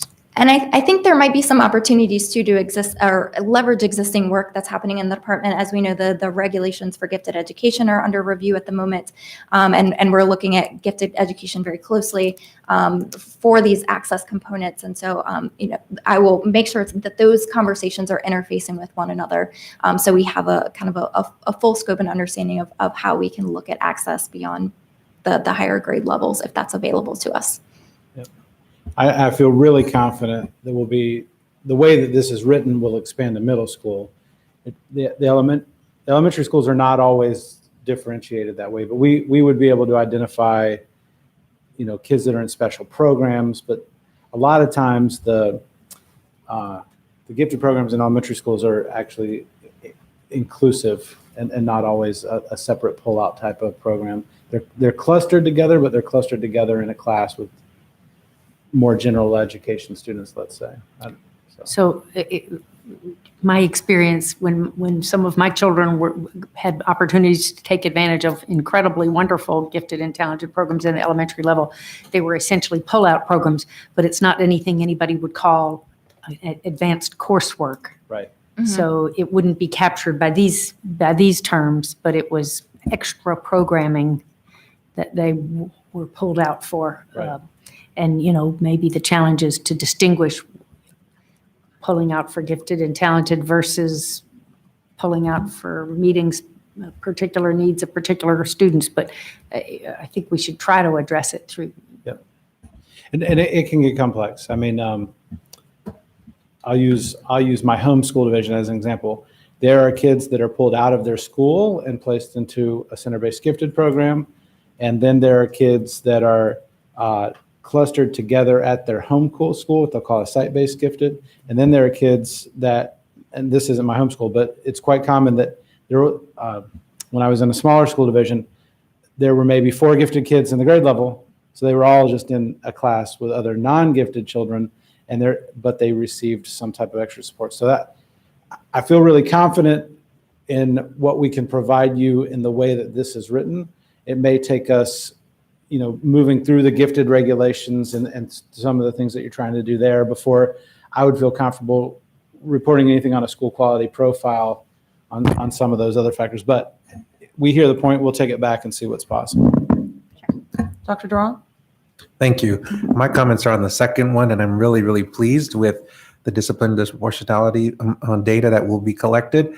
And I know the work group will be finalizing the methodology, but I really hope that the methodology will really be focused on not just the reduction that we've seen. We've seen a lot of data reports that have shown many, many discipline infractions have been reduced over time. We've seen that nationally, those national reports. But when you look deeper, the disproportionality in some cases actually increased. So while there may be less suspensions, for example, overall in a school, it's been found many, many times that the disproportionality for our young men of color tend to actually have increased when that's happened. And so this to me is so critical if we're really going to get at the heart of what we're trying to do here, which is the first one, which is access to rigor. If you're not in the classroom, you have access to nothing. So if you're constantly being disciplined disproportionately, then it doesn't even matter. The first part is irrelevant sometimes for those students and what we're trying to provide here. So I really strongly hope that the methodology will really be able to highlight on the school quality profiles those instances where, yes, we see reductions of discipline infractions. That's great. But what does that really mean for the students in those schools? Because it's really troubling to me, having seen data that shows for certain students, when the discipline infractions have decreased, their interactions with discipline has actually increased. And that is an area of great, great concern. So thank you for that. And then just the question is, who will be on the work group? And then what is the timeline for the methodology? And will we be able to review it, or what's that look like logistically? So right now we have it generally for this coming fall. So, wanted to make sure that the decision points that we have here send us in the direction of this being an adequate approach for this interim phase. So pretty much immediately upon, approval of this approach, we can, bring staff together to take a look at that. And I'm sure it will expand past staff as well to make sure we have stakeholder representation and external feedback on what that methodology looks like. And then I feel quite confident in saying that we can certainly bring this back for you all to look at and reflect on, via presentation or written report, or what might be helpful or useful. Thank you. And we can't say who's on the work group now, but typically we will always have a superintendent representative, a principal representative, teacher representative, counselor representative. In this specific one, we'll probably have some folks in the data collection world, and then some folks that work in the mostly larger school divisions that have this, but discipline offices. And so certainly if there's a specific constituency you want to make sure is represented, let us know. Well, hopefully many school divisions have equity, chief of equity or equity folks. It'd be great to have someone from one of the divisions who really looked into this issue around discipline and have their equity lens on it, because I think that's the disproportionality context. It's quite different than previously gathering discipline data. So sounds good. Thank you. Dr. Anderson, is there anything that you would like to add to this discussion? No, I just offer my appreciation as well to Dr. Stahl for providing an overview of the information so thoroughly. No additional thought or questions for me to offer at this time. Thank you. So Dr. Stahl, I think from a directional perspective, you have the sense that these two items are areas where the committee is quite supportive. I will note, again, that both of these items, the idea is to make the data publicly available in fall of 2022 via the school quality profile, correct? Yes, ma'am. The other thing that I would add, whenever possible and appropriate, it may be interesting to have a student perspective on some of these.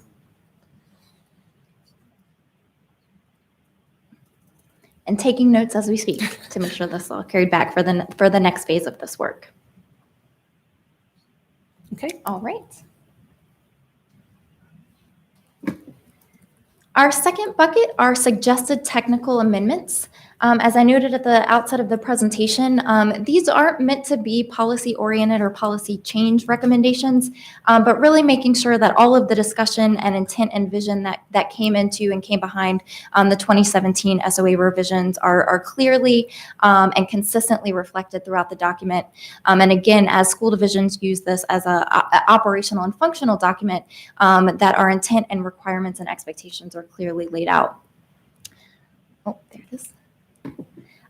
To that end, as you're looking through the red line document, you'll find that most of the edits that we've included or suggested here are in Part 3, which includes our student achievement and requirements for graduation, as well as Part 4, our school instructional programs. Again, we find these to be probably most commonly used as a functional document to make sure that, or so that schools and divisions are ensuring that they're staying in compliance with instructional responsibilities and expectations. And then, of course, as students near the finish line for graduation, that they are checking and completing all of the boxes there. The red line document that you have in front of you, I will just note as you're scanning through and for the purpose of our discussion when we have the questions and recommendations phase of the conversation, you have seen several of these, and I will say actually most of these technical edits and earlier presentations, those in the index are indicated in white. So those are ones that should look fairly familiar. The ones that we have added since the last time we had the opportunity to bring this to you are indicated in green in your red line document, but are still considered technical edits. And then for the items that are considered substantive and we'll address in the next portion of the conversation, those are highlighted in blue. So if there's anything that you want to discuss or raise regarding those specific suggestions, we will certainly have the opportunity to do that. But those are the bigger policy discussions and changes that staff has identified. With respect to the technical amendments, I will flag a few that have been added since the last time you have had an opportunity to take a look at this document. One of them is just comporting with a General Assembly mandate that came out of the 2020 session, Senate Bill 238, and that is with regard to full-time kindergarten programs. So that is transitioning those remaining half-time programs, which are few and far between. I think at the time there were only one or two, to full-time kindergarten and making sure that that expectation is also reflected in the standards of accreditation. We strike language related to family life education to ensure alignment with new changing statutory requirements. I will note that there is no change in family life education instructional programs or policy changes to coincide with that. The reason for this change is we know that family life education is of interest to the General Assembly, and we do often see changes in what they suggest from an instructional standpoint. So we wanted to make sure our regulatory language was as accommodating of those changes as possible.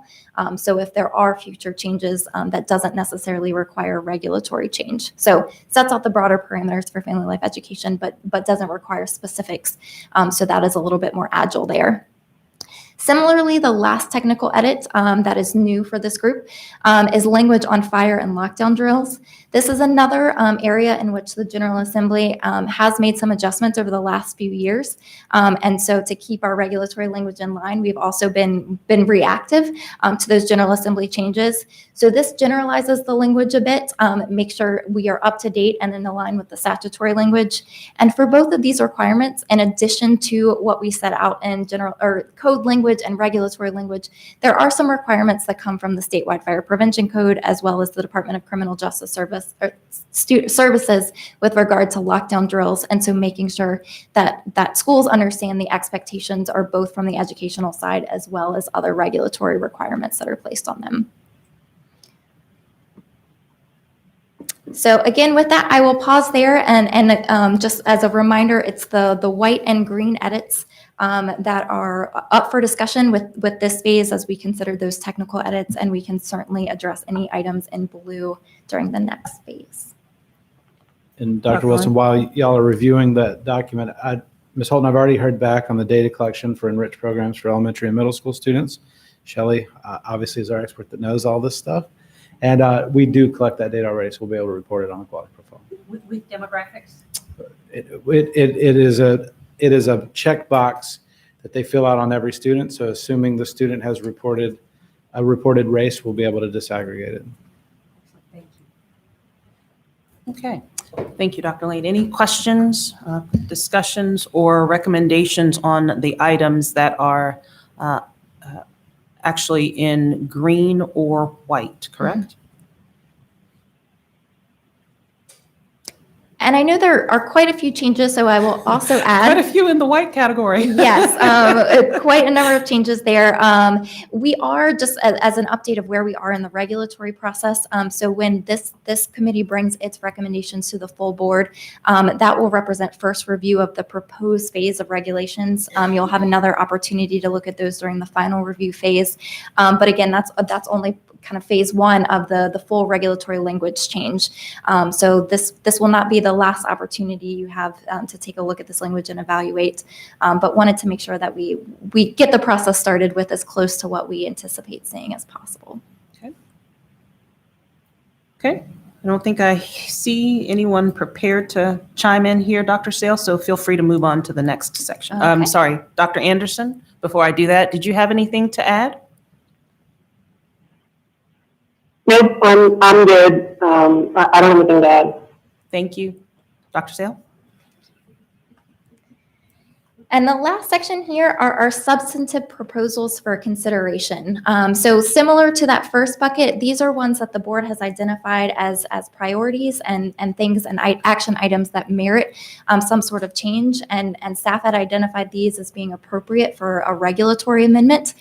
So these do coincide with regulatory changes. And so you'll see those language items in blue in your red line document. The first one, and probably the meatiest one of this discussion here, is students with limited and or interrupted formal education. And this proposal and recommendation is actually the culmination of a lot of different work. So we've heard from divisions, both as part of the discussions that we've had with this committee, as well as informally at the agency, concerns around how the dropout rate and GCI and accreditation is impacted by this particular subset of English learners. We also had a legislative mandate in 2020, Senate Bill 933, that required the department to take a look at, or rather establish a common statewide definition of SLIFE, so we could begin to collect data on the student demographic, better understand where they are in the state, and from that, building from that data collection, start to understand the types of services and supports being offered to these students. And then, of course, we know just from demographics and changes in what we see of our student population, with a growing number of English learners across the state, we can expect that the number of SLIFE students is also on the increase. And we know that these students face a specific set of challenges as they integrate into their coursework, knowing that they're behind and there's a bigger gap to catch up for. And then, of course, there's the compounding effect of late entry when these students are joining the public school system in their high school careers. So with that, we realized that there was probably a number of different ways to approach or tackle this issue, and felt that this was most wholly addressed by a multi-pronged approach to supporting SLIFE students and supporting divisions in their support of SLIFE students, and making sure that that's accurately captured in our accreditation model as well. So I will walk through each of those individual prongs here. So currently in the SOA, we do have a provision called the Certificates of Program Completion. And these are programs by which a student can be awarded and rewarded for completing work that doesn't necessarily match all of the requirements from a board prescribed diploma, but they're still able to reach a finish line and demonstrate and have something to show for all of the work that they put in during their high school career. So this language is set out in the standards of quality that the certificates of program completion should be made available to students who meet these prescribed programs, courses of study, which make up these programs. And those are established at the local level. So it does really give the local school divisions a good degree of flexibility in what these programs can look like so they can really tailor it to the students' needs. To help support that in the standards of accreditation, we've realized that while the certificates of program completion are pretty widely available, that it's not as well understood or well utilized, that this can be a pathway to completion for our students with limited and interrupted formal education. And so there's an opportunity to amend the standards of accreditation language to align with the standards of quality and make sure it's very clear to divisions that this is an opportunity and a viable one at that for SLIFE students to reach a degree of completion and again, have something to show for the work that they put in during their high school careers. And while this change is being effectuated in the regulatory language to make sure it's clear to schools and divisions, we can also make an adjustment to the standards of accreditation guidance document, which in part falls under the purview of the board. So that's language that we can bring back to, again, make sure the messaging is clear in this space. The certificates of program completion for our SLIFE students who are given the opportunity to take advantage of these, and I'll pause there because I have a tickle in my throat.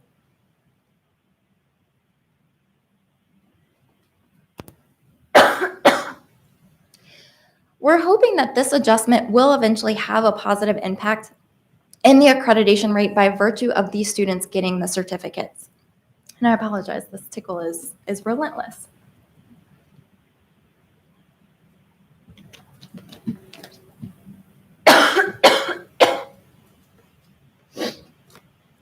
So for these students who get these certificates of completion, schools will see a positive impact in their accreditation rate through the GCI as well as dropout rate. So if we take a look at the calculations of how these are put together for accreditation, the graduation completion index is an aggregate score based on where students are in their cohort. So they get points for continuing their education, they get points for getting a diploma, they get points for continuing in their cohort, and they also get points for receiving a certificate of program completion. So by making this option more readily available, or I guess divisions aware of this option, that we're hoping to see a change in the graduation completion index by virtue of that up in score, that if these students are getting those certificates, it will be reflected in that aggregate. And then for the dropout rates, when they get a certificate of completion, these students are no longer considered a dropout. So they have reached a measure of finishing and completion there. So in that regard, we're hoping, again, that we already see an impact in the accreditation model by promoting the completion index. But there is more that we can do in this space. As I mentioned, this is a multi-pronged approach. So the second prong of this, I apologize, this is really hanging on here. While you're clearing your throat. Yep. I'll ask a slow question to Sure. give you a little bit of time. Thank you. You mentioned that with the certificates of program completion, those numbers, those students count toward graduation as well as don't count against a school for dropout. Does the student who achieves a certificate of program completion count the same as a student who receives a diploma? So no, there is a differentiated score for the certificates of program completion. I'm speaking off the cuff here, so I hope it's not incorrect. So it's 100 points is the maximum amount that each student could receive in the numerator when they're also counted in the denominator. For certificates of program completion, I believe that's 25 points. So still much better than zero, as they would be counted for if they were considered a dropout for the GCI. And Shelley's nodding, so you. Oh, yeah. Okay. Another way of saying that is they receive a quarter point credit, essentially. Sure, yeah. Okay, I think no tickle as of this moment, so hopefully I will charge forward. So the second piece of this approach for our students with limited and interrupted formal education is actually looking at the accreditation model. So we hope there are some indirect impacts through the certificate. But we recognize that these students do have a disproportionate impact for those schools and divisions who are serving higher populations of those students. And so to approach those, we took a look at the appeals model, which is already set out in the standards of accreditation, and making sure that school divisions are aware that that SLIFE students are the sole reason for a performance level designation in the dropout rate indicator, there would be an additional space through the appeals process. The board had heard a few of these cases in years past, but the data didn't indicate a need at the time to use the appeals process to make the adjustment to the designation. So wanting to make sure that schools and divisions are aware of this as a viable pathway to appeal their performance level indicator when, again, SLIFE students are the sole reason for a shift down in that performance level designation. As part of this, of course, a baseline expectation is we want to make sure we're still incentivizing these schools and divisions to be serving these students. So a baseline expectation would be that the schools must certify that they do have programs of completion for these students to access and providing support for them. So again, making sure that we're incentivizing that school divisions are serving those and not leveraging the appeal system as a relief gauge without matching that with a programmatic component. But again, making sure that they're aware that the appeals process is there for them and that it's a viable pathway. As we mentioned at the last slide, because of this approach, the data that we see happening through the accreditation model collection will still be true to the student demographic. We are not changing how we calculate GCI. We're not changing how we calculate dropout rates. And in this regard, students will still have a chance to reflect on how they're serving their entire student population and embark on that continuous improvement progress to make sure they're serving them all well. And that leads me to the third component of this, which is the availability of data. So to support them in this work, we know that the data will be true to the fully capturing the student demographic, but we can, because we're collecting information on SLIFE students at this point, disaggregate the data to better understand how schools and divisions are serving this particular student population. So again, the numbers are true for the accreditation model. They have the appeals process to make any adjustments to the performance level designation. And this is almost kind of a customer service component to make sure that we're giving them the tools and resources they need to identify gaps and take programmatic steps to better serve these students. So throughout this process, we've talked about, the impact of these students on accreditation. And so I know this is a bit of bearing the lead, but an important delineation of kind of what student population we're talking about here. This is primarily focused on our late entry SLIFE students. So of course, the hope is that if a SLIFE student joins us in elementary, middle school grades and stays with the Virginia public education system, that we'll find ways to make sure we're catching them up and get them where they need to be. But we know that becomes exponentially more challenging when those students are joining us later in their high school careers, and not always an opportunity to close that gap for those students. So when we think about who this appeals process would be eligible for and what student demographic we are really trying to understand and support here, it's focusing on a subset of our SLIFE students, specifically our late entry. And this is actually built from the definition that we had brought to the board. That was a response to Senate Bill 933 that captures SLIFE as an entire student population. So this could be anywhere from kindergarten to 12th grade. But the late entry SLIFE focuses on those students who are recently enrolled in a Virginia public high school no fewer than 2 years prior to the anticipated cohort graduation date. So that means that the schools have only really had a chance and opportunity to engage them and provide supports for less than 2 years prior to their expected completion date. Other than that, we still have those same components of the SLIFE definition that add to the identification component, that add the proficiency level, and then of course the degree of difference we see in their formal schooling from their peers, which is 2 years.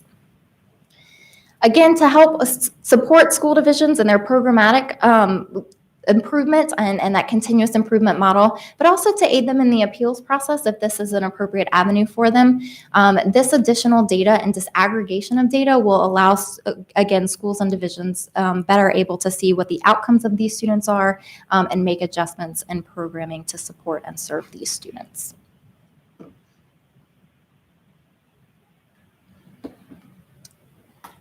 So a next proposal that we put in the substantive category was our plans to improve equity outcomes. And this is actually something that interfaces with the first section on our action items that we're pursuing outside of the SOA. So we want true and accurate data to make sure we have a true picture of access to academic rigor and school disproportionality data. It looks like Dr. Wilson might have I'm sorry. Before we move into this, because though it is still a substantive change, it's a new category. Yes. Maybe we should pause here and take absolutely. comments and suggestions or questions around SLIFE, and then we can move forward. Does that sound okay? Absolutely. And to that end, I will add, it's something I was going to kind of tie us up with when we had the conversation about all of these, but appropriate now is there has been some discussion about this approach not having, I guess, a clear enough expectation for what the appeals process would look like for school divisions. So we have considered some alternatives and options to expand and really, I guess, cement is the best word I can think of, the appeals process. Just of note for you all as you begin your discussion that there are some other proposals or components of this proposal that we are prepared to share with you all today if it's of interest in the board's will to move forward in a different direction. Okay, great. Thank you. Dr. Durant? Thank you. First, thank you for all the work on this area of SLIFE. As colleagues are not surprised, this is a big area of mine that I've brought up for quite some time. I do think it's important for two reasons. One, what I believe this approach continues to do, is to bring attention to this group of students and making sure that all of our school divisions are doing everything they can to support them. So that is first and foremost and needs to be first and foremost in any actions we take. Having said that, what we've seen, and we've had great public comment when we had our panels of superintendents and principals, and I've seen myself working in Northern Virginia school divisions, 2 different divisions, this particular group of students, the way that it's currently written, it is actually not supportive of the effort that they are doing to try and meet their needs. So currently, this, I think, will allow for school divisions to be recognized in that work while also making sure that those students are at the forefront of all of what we're doing.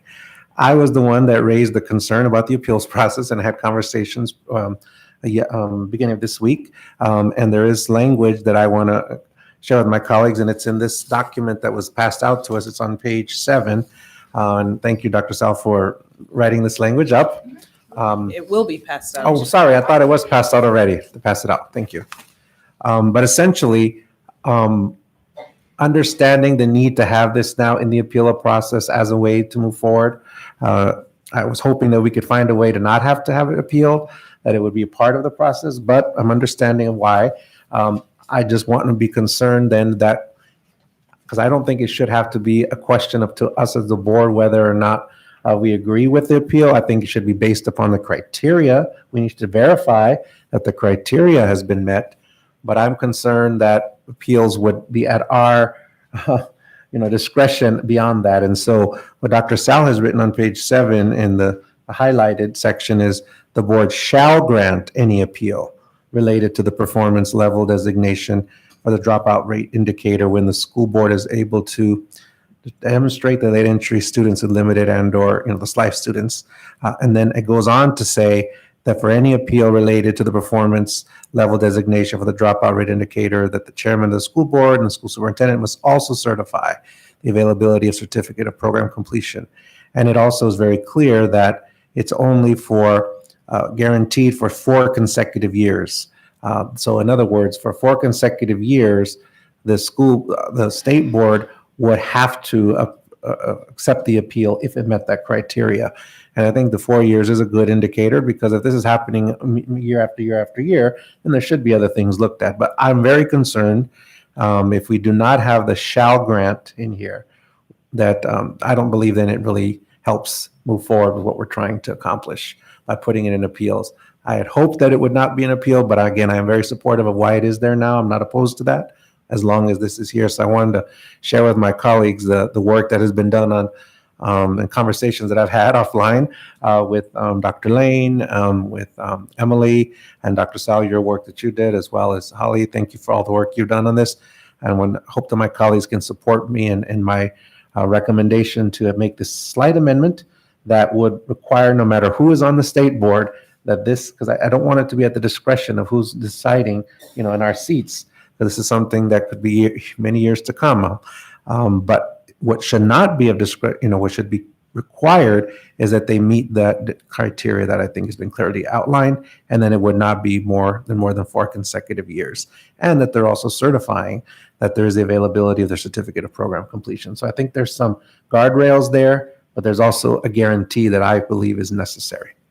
For purposes of those who may be watching on YouTube or perhaps even listening, I think it's important to note here that the material, the item that Dr. Duran just referenced and read through is actually an addition to a section already which provides an appeal process for any other student. This is additive language to specifically provide that appeal process for SLIFE students. For those who are listening who may not be looking at the document, I think it's important to note that detail. Thank you, Dr. Wilson. So I would also welcome my colleagues if you have comments on that, but as we move forward and give guidance to staff who are going to bring this back forward, this is something that I think is very important for me, and I'm asking my colleagues for your consideration as we think about what we're really trying to put forward here in the substantive change. And this was in the section of substantive change. I do think it is substantive change, but if it's then left to the discretion of the board solely, I'm concerned at that point. Dr. Mann? Thank you, Dr. Wilson. I was sitting here just going back in my mind to the opportunities where we have had to hear appeals before the board on this matter, and I found myself wanting to make sure I'm correctly deciphering the distinction that these new recommendations afford, because there is an appeals process that's already in place. And we are adding language that makes an allowance for accreditation decisions that are impacted by schools that are serving SLIFE students to be a legitimate basis for appeal. And that's the distinction here. I mean, I just really want to make sure I can channel the past experiences we've had with school districts petitioning the board for appeal consideration on accreditation outcomes, and how this is slightly different. I think it's nuanced, and I really want to make sure I'm understanding the nuance. The main logistical thing that you're doing here, and then of course Dr. Duran's substitute that we passed around strengthens this, but at the heart of what you're doing is you're saying, when you denied these requests in the past, individuals were applying under extenuating circumstances, and you were saying that this situation was not an extenuating circumstance because we didn't have enough information, we didn't have a definition. Now we have all of those things, and you're clearly denoting that when this situation occurs in a school and that these students are the sole factor leading to the reduction in the performance level, you consider that extenuating circumstance.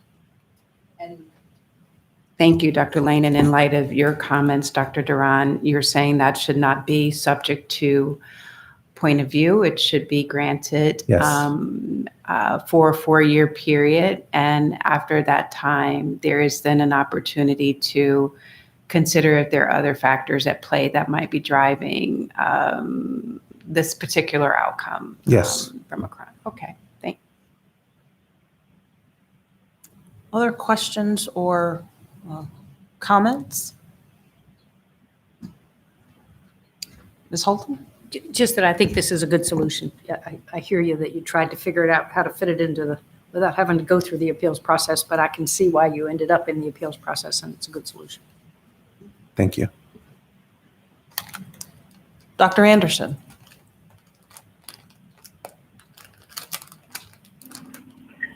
I had a good conversation earlier this week with, I'm sorry, can you guys hear me okay? Yes, we can. Go ahead. Okay, just want to make sure. I had a good conversation earlier this week with Dr. Lane and Emily, and they helped address some of the questions I had that were similar to some that were asked today. Hearing Dr. Duran's comments, one thing that I had asked is, and I think the comment was just made, is after that 4 years is up,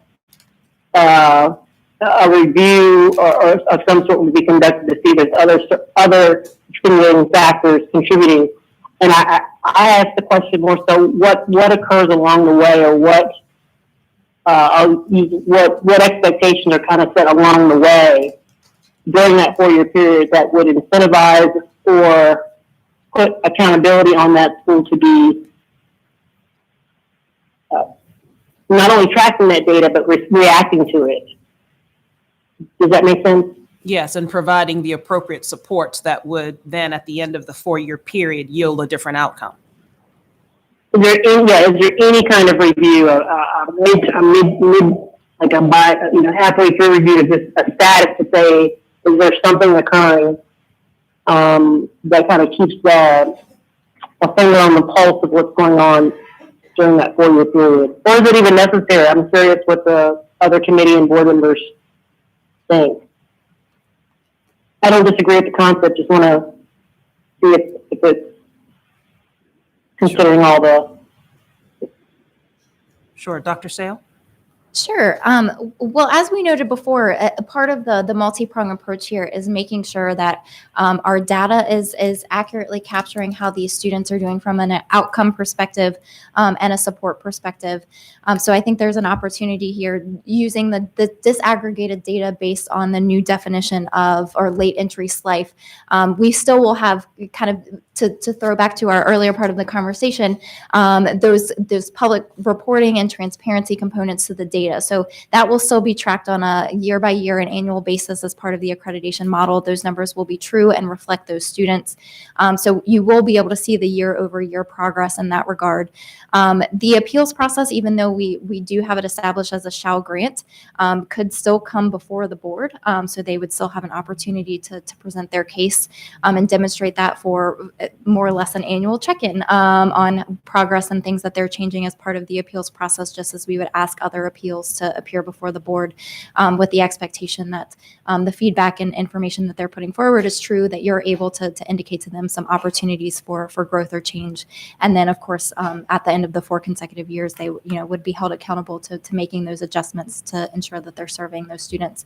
And I think those 2 items are kind of intuitively built into this current plan and model and language here. But if there are other opportunities to ensure that we're checking in at the right stages and right benchmarks, we can certainly talk about that. Dr. Wilson, Lane, and then Dr. Duran, I see you. I just had one logistical thing while I'm sitting here, and Shelley and I had a quick sidebar on this.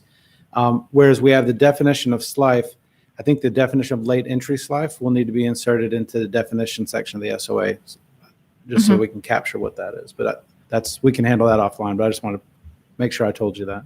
Yep. Oh, and as a note for the definition section more broadly, we understand that many of the edits that we have here today might have an impact on the definition section.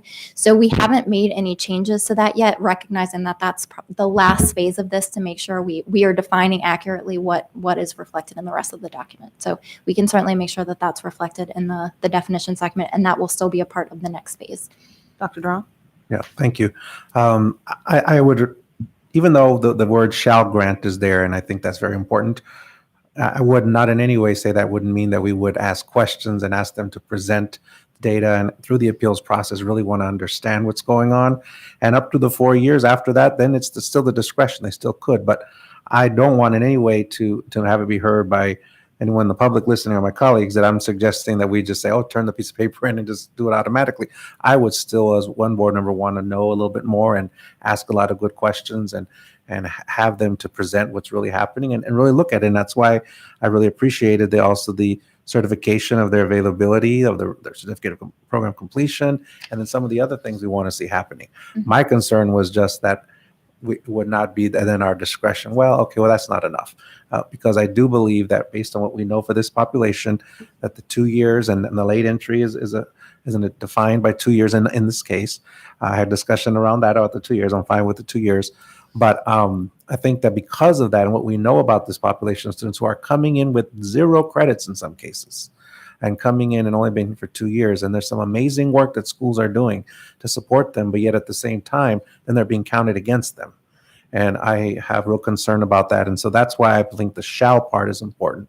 And I do think if we if we talk about this the right way, if we resource it in the right way, which is why I talked earlier about the English learners by levels, because when you're a SLIFE student, you're level 1, there's some additional resources that are needed. So when we talk about it the right way, when we resource the right way, when we put policies like this in place, I actually think we incentivize schools and divisions to really look differently at this population and to support them in a very, very targeted and differentiated way.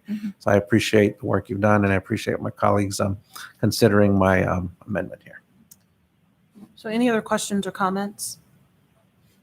So I'll turn the question, any concerns with the recommendation that's here in terms of how the staff then continues to move forward? Any concerns with our continuing along this path? Okay, Dr. Stahl, I don't see any, so that brings us to the next section of equity. Okay, wonderful. As I noted before, this is really kind of a companion piece to the access to academic rigor and school discipline disproportionality data. In order for us to better understand practices and what's happening at the school and division level, and to make informed decisions about how to promote better practices and support divisions in their continuous improvement, quality data is a key component of that. We know data collection is no small task, and schools and divisions are asked to provide a lot. So this proposal would require them to develop a plan to improve those components of data collection. So it's kind of promoting an intentionality to make sure that the information that they're providing us is true and accurate and is really going to be informative for next stages of any policy discussion in this space. The way that this particular language is designed is obviously, we know at the forefront of conversation for us at this moment are those academic rigor pieces and disproportionality, but that might not always be the case. And so making sure that the language is designed, that there may be other expectations or other pieces of data that will be a key part of the conversation that we need to understand. And so these plans may evolve and may need to be adapted, and the board will have the discretion and the ability to make those adjustments and a detailed guidance document about what these plans would entail. But where this is included is actually, if you recall, in the prerequisites for accreditation.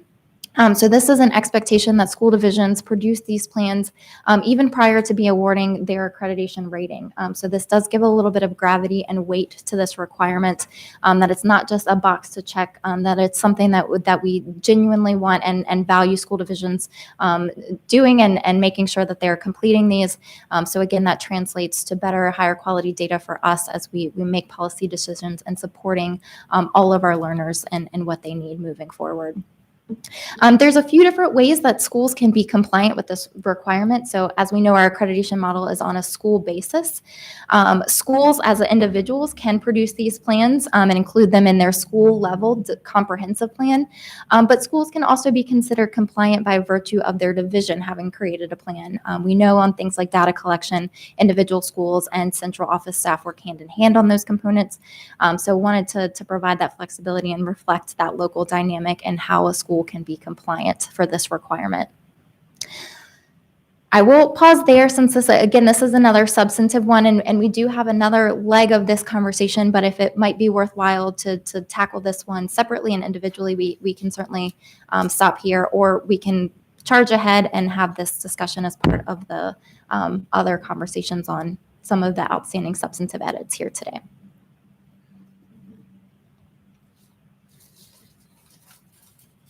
Ms. Holton? So thank you. I get what we're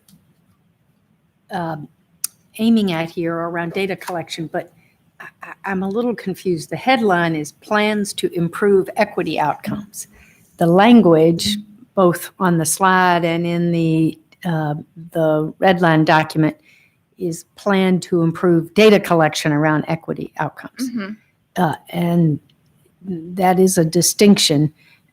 And what I'm not remembering, frankly, is do we already mandate in the SOAs a plan to improve equity outcomes? And so a focus on the data collection in support thereof would be appropriate? Or if we don't already, I actually thought we were talking about mandating a plan to improve equity outcomes, in which case the data collection component of it would be one piece, but not the whole. So, and I think the abbreviated title of the slide is probably miscaptures what we intend from the plans, because of course a goal of the schools and divisions should be how we're serving all learners, and thinking about in their comprehensive plans they should be thinking about the services and provisions there. So I think this is a little bit more nuanced and targeted in what we're trying to accomplish here, and making sure that the data collection piece of this is also well developed and intentional, and high quality data, so it is informing both their comprehensive plan and informing policy-based changes at the local level, and things that we do here through the standards of accreditation. So this is more specific to the data collection piece than just improving equity outcomes. So that title is a bit of a misnomer, and we can. Okay, but then am I right then there is not already a SOA requirement on the pre-accreditation certification process of a plan to improve equity outcomes more globally? Then I do think we need to figure out which we had in mind. I think this came out of our presentation from the African American Equity Superintendent's Task Force. And I actually thought I understand that the data is the first step that we're wanting to nudge the divisions on, but I thought that we were trying to get them to a plan to improve. In other words, get the data and then look at it and do something with it. Is what have a plan at least to do something with it. I thought that was where we were heading. Dr. Mann and then Dr. Roberts. Yeah. Thank you for your question.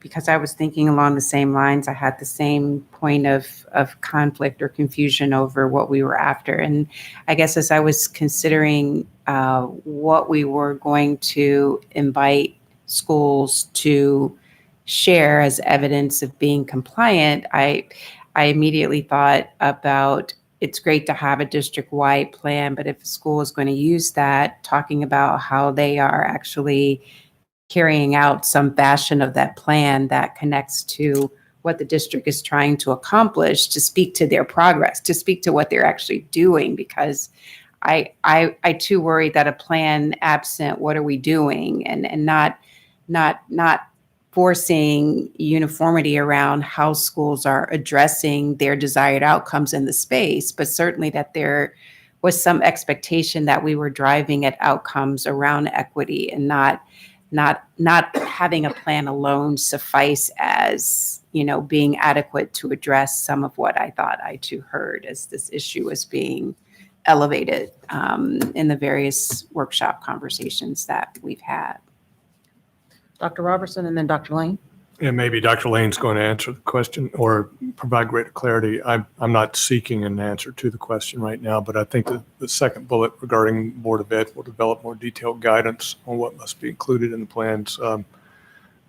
If we could have a glimpse of what that detailed guidance might be contemplated to be already, that would probably aid our conversation as long as this conversation goes. But I really don't want to know what the details are right now. Yeah, thank you all three for the questions. Maybe what I'm going to take an opportunity to do here is say this slide in a different way. I think what we're saying here is we don't think you have to put this requirement into the SOA. We think that school divisions and schools already have a requirement that they have school improvement plans and division-wide plans. And so what we're saying is, rather than putting this into the SOA, we recommend that you instead develop guidance on what has to be in those plans, so that you can clearly detail the equity outcomes you want them to address, and the details that Dr. Robertson was suggesting. We're not necessarily ready to propose those today, but that's the methodology we want to use, partly because we believe that creating a requirement around a second plan is, another thing that they have to do, when really they should be doing this while they're going through their strategic planning process and their school improvement planning process. And so it's more of a movement towards where we want to go, because you already have the requirement that they have to do these plans. Now you can be more detailed on what you want in it. So you mean when you say we already have the requirement, you mean this? I mean, this is a recommended new language to add to the SOA. So you mean Right. Well, essentially, school divisions already have the requirement they do division-wide plans and school plans. That's already in the requirements. Now what we're saying is we're going to use the guidance mechanism to really drive more what we want, other than, the reference to this in the SOA. So does the requirement for school improvement plans that already exist before this revision, does it specify that those plans address how the division plans to improve equitable outcome equity? It does not now. That's where this language will allow you to develop more guidance. Yeah.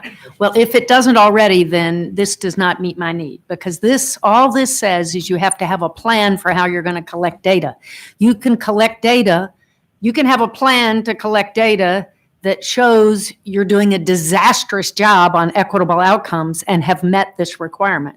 As long as you're collecting the data really, really well, you don't have to do a daggone thing in response to the data to satisfy this requirement. That's where the second bullet really digs in. No, because to me, the second bullet is just going to provide more guidance on what kind of data you need to collect. It doesn't set the goal of a plan to address equitable outcomes.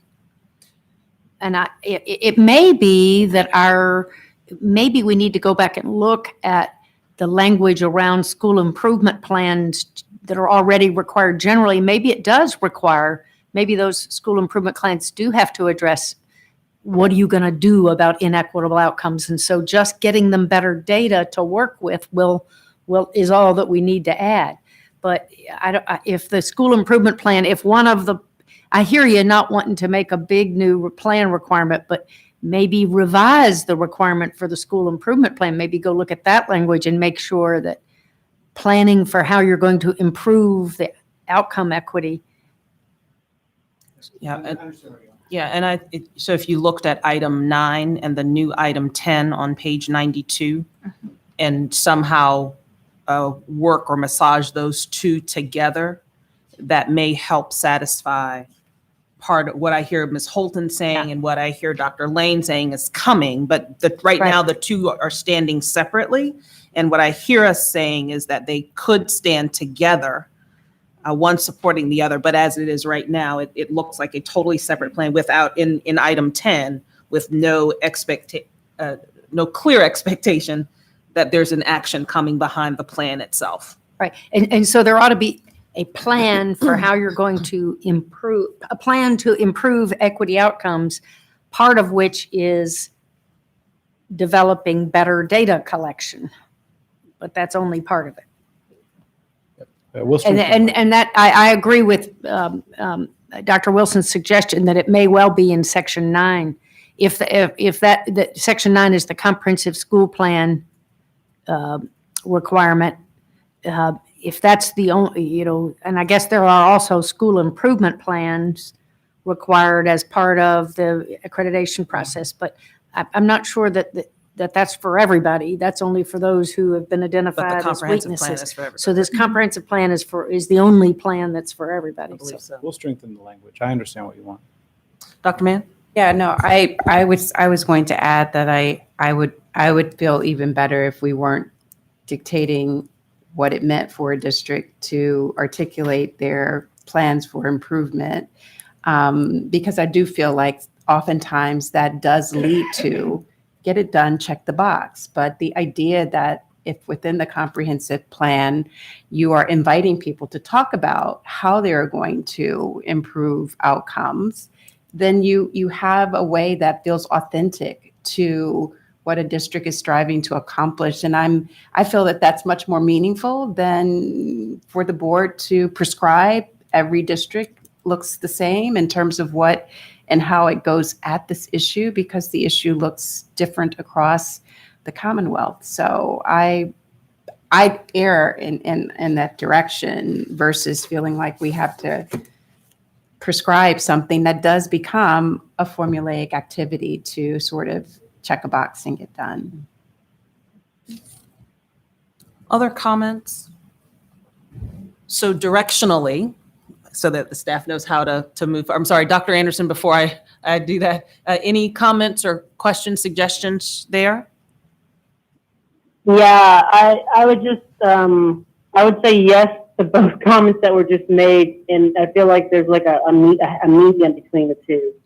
Because I do believe that at least establishing some sort of footprint or template or bounds of expectations as far as what a plan should include gives it some structure, but then giving a school its own authentic flexibility to craft what works for them. I think there's a happy medium. So I'm just sitting back, listening to the discussion, and I'm watching you guys. I can see you, the YouTube channel. You look wonderful, by the way. But sitting back, watching and listening, and I just kind of I hear something in the middle that it resonates more with me. But that's all I would offer. Thank you. Thank you. So then, go ahead, Dr. Lane. I'm good. Go ahead. Okay.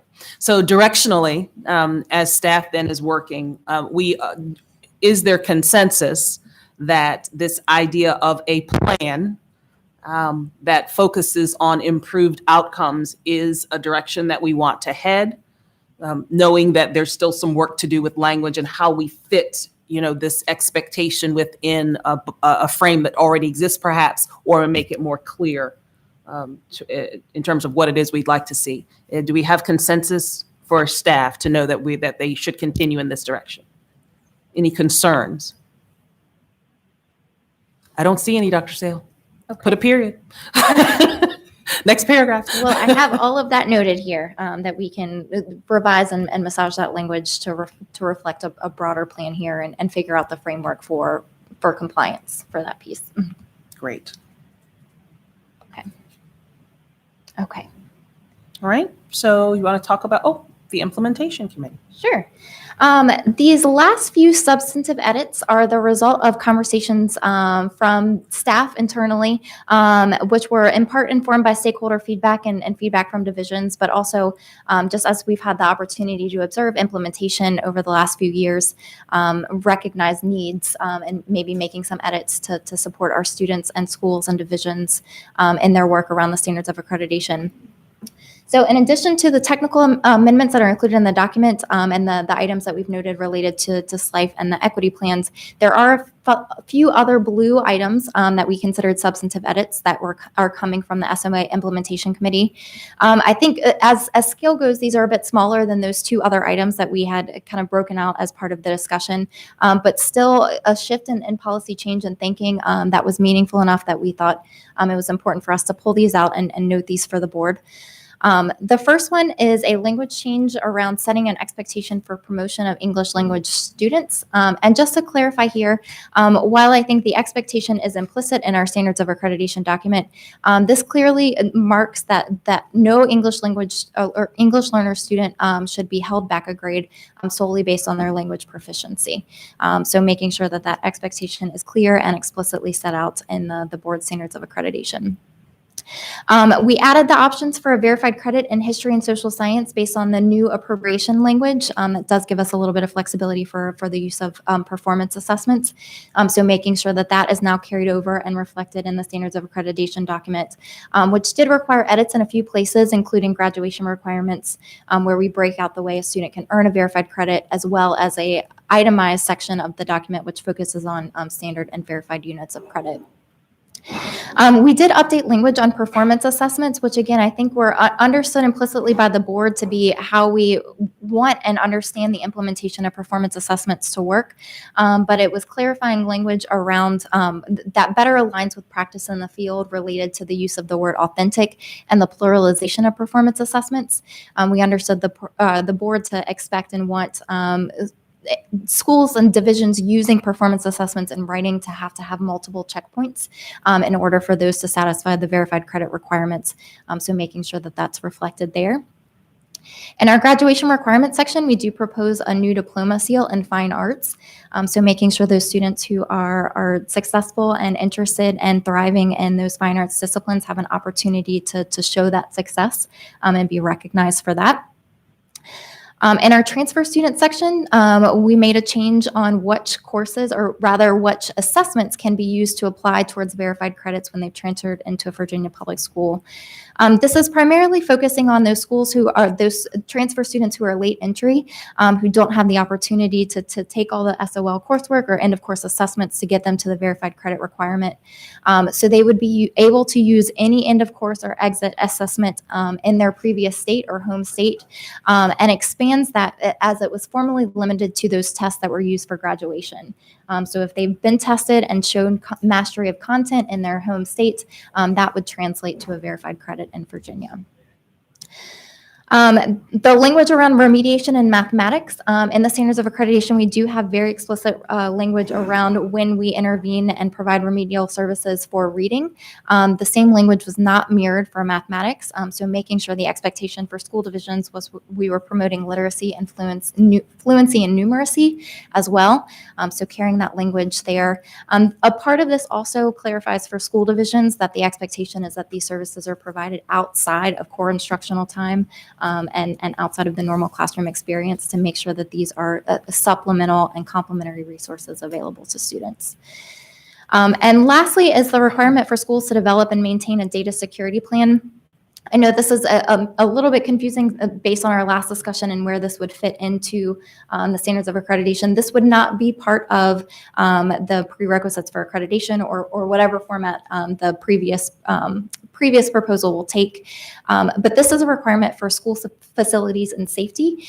So as we transition to increasing uses of virtual and remote environments, the ability to exchange data and information across schools and students and parents is becoming more vital and more necessary. And so making sure that there are kind of safety mechanisms in place so that data and information is squarely meets federal and state laws for privacy, but also that best practices are used to ensure the safety of that information and data exchange. Quickly, before we jump into the discussion around those last few substantive items, just to note so we can look forward, the hope and that the special committee will have an opportunity to finalize these proposed changes the next time we convene as a group in September, which would mean the following month in October of 2021, your committee would be able to bring to the full board your complete recommendation package, which includes what we have here as in addition to those revised components that we'll bring back in September.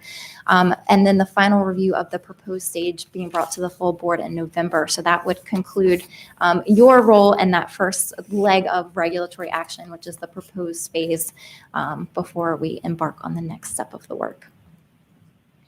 So I will jump back to this slide because I think this is just the last outstanding item we have for decision points to make sure that these are things that the board understand and are comfortable with, or the committee rather understand and are comfortable with as substantive edits to the standards of accreditation. Any comments or questions on these last 7 bullets here?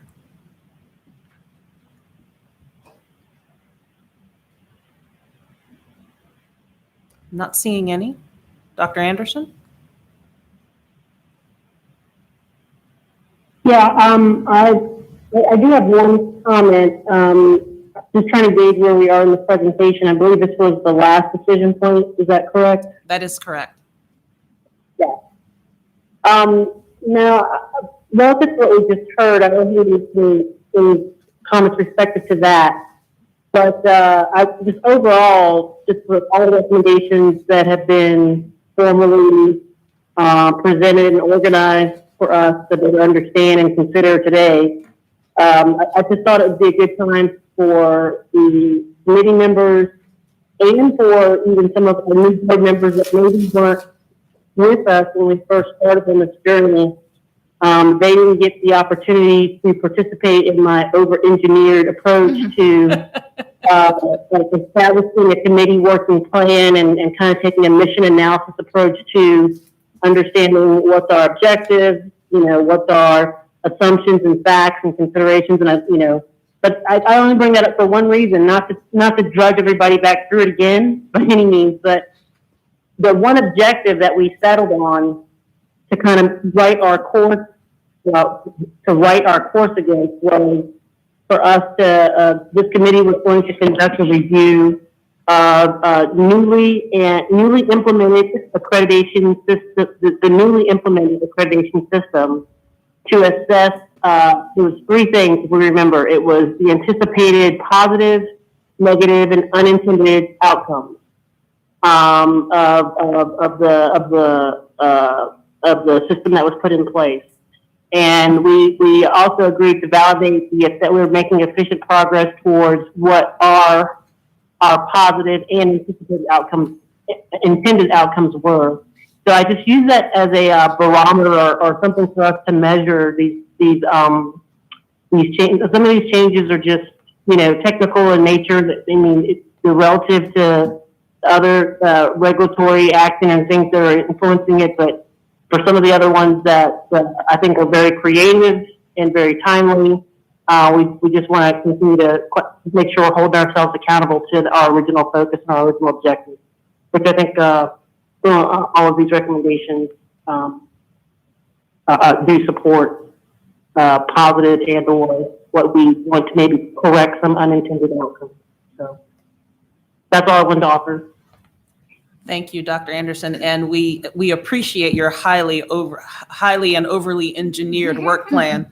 It in fact has gotten us to this point, and so I'd like to thank Dr. Stahl and the rest of the staff for all of the work to put together this set of recommendations. Dr. Stahl, I think you have a sense of where this committee and other members of the board would like to see us land, and we have the outline of the timeline as it's in front of us. And so on behalf of Dr. Anderson, thank you all very much for your participation in this afternoon's committee meeting.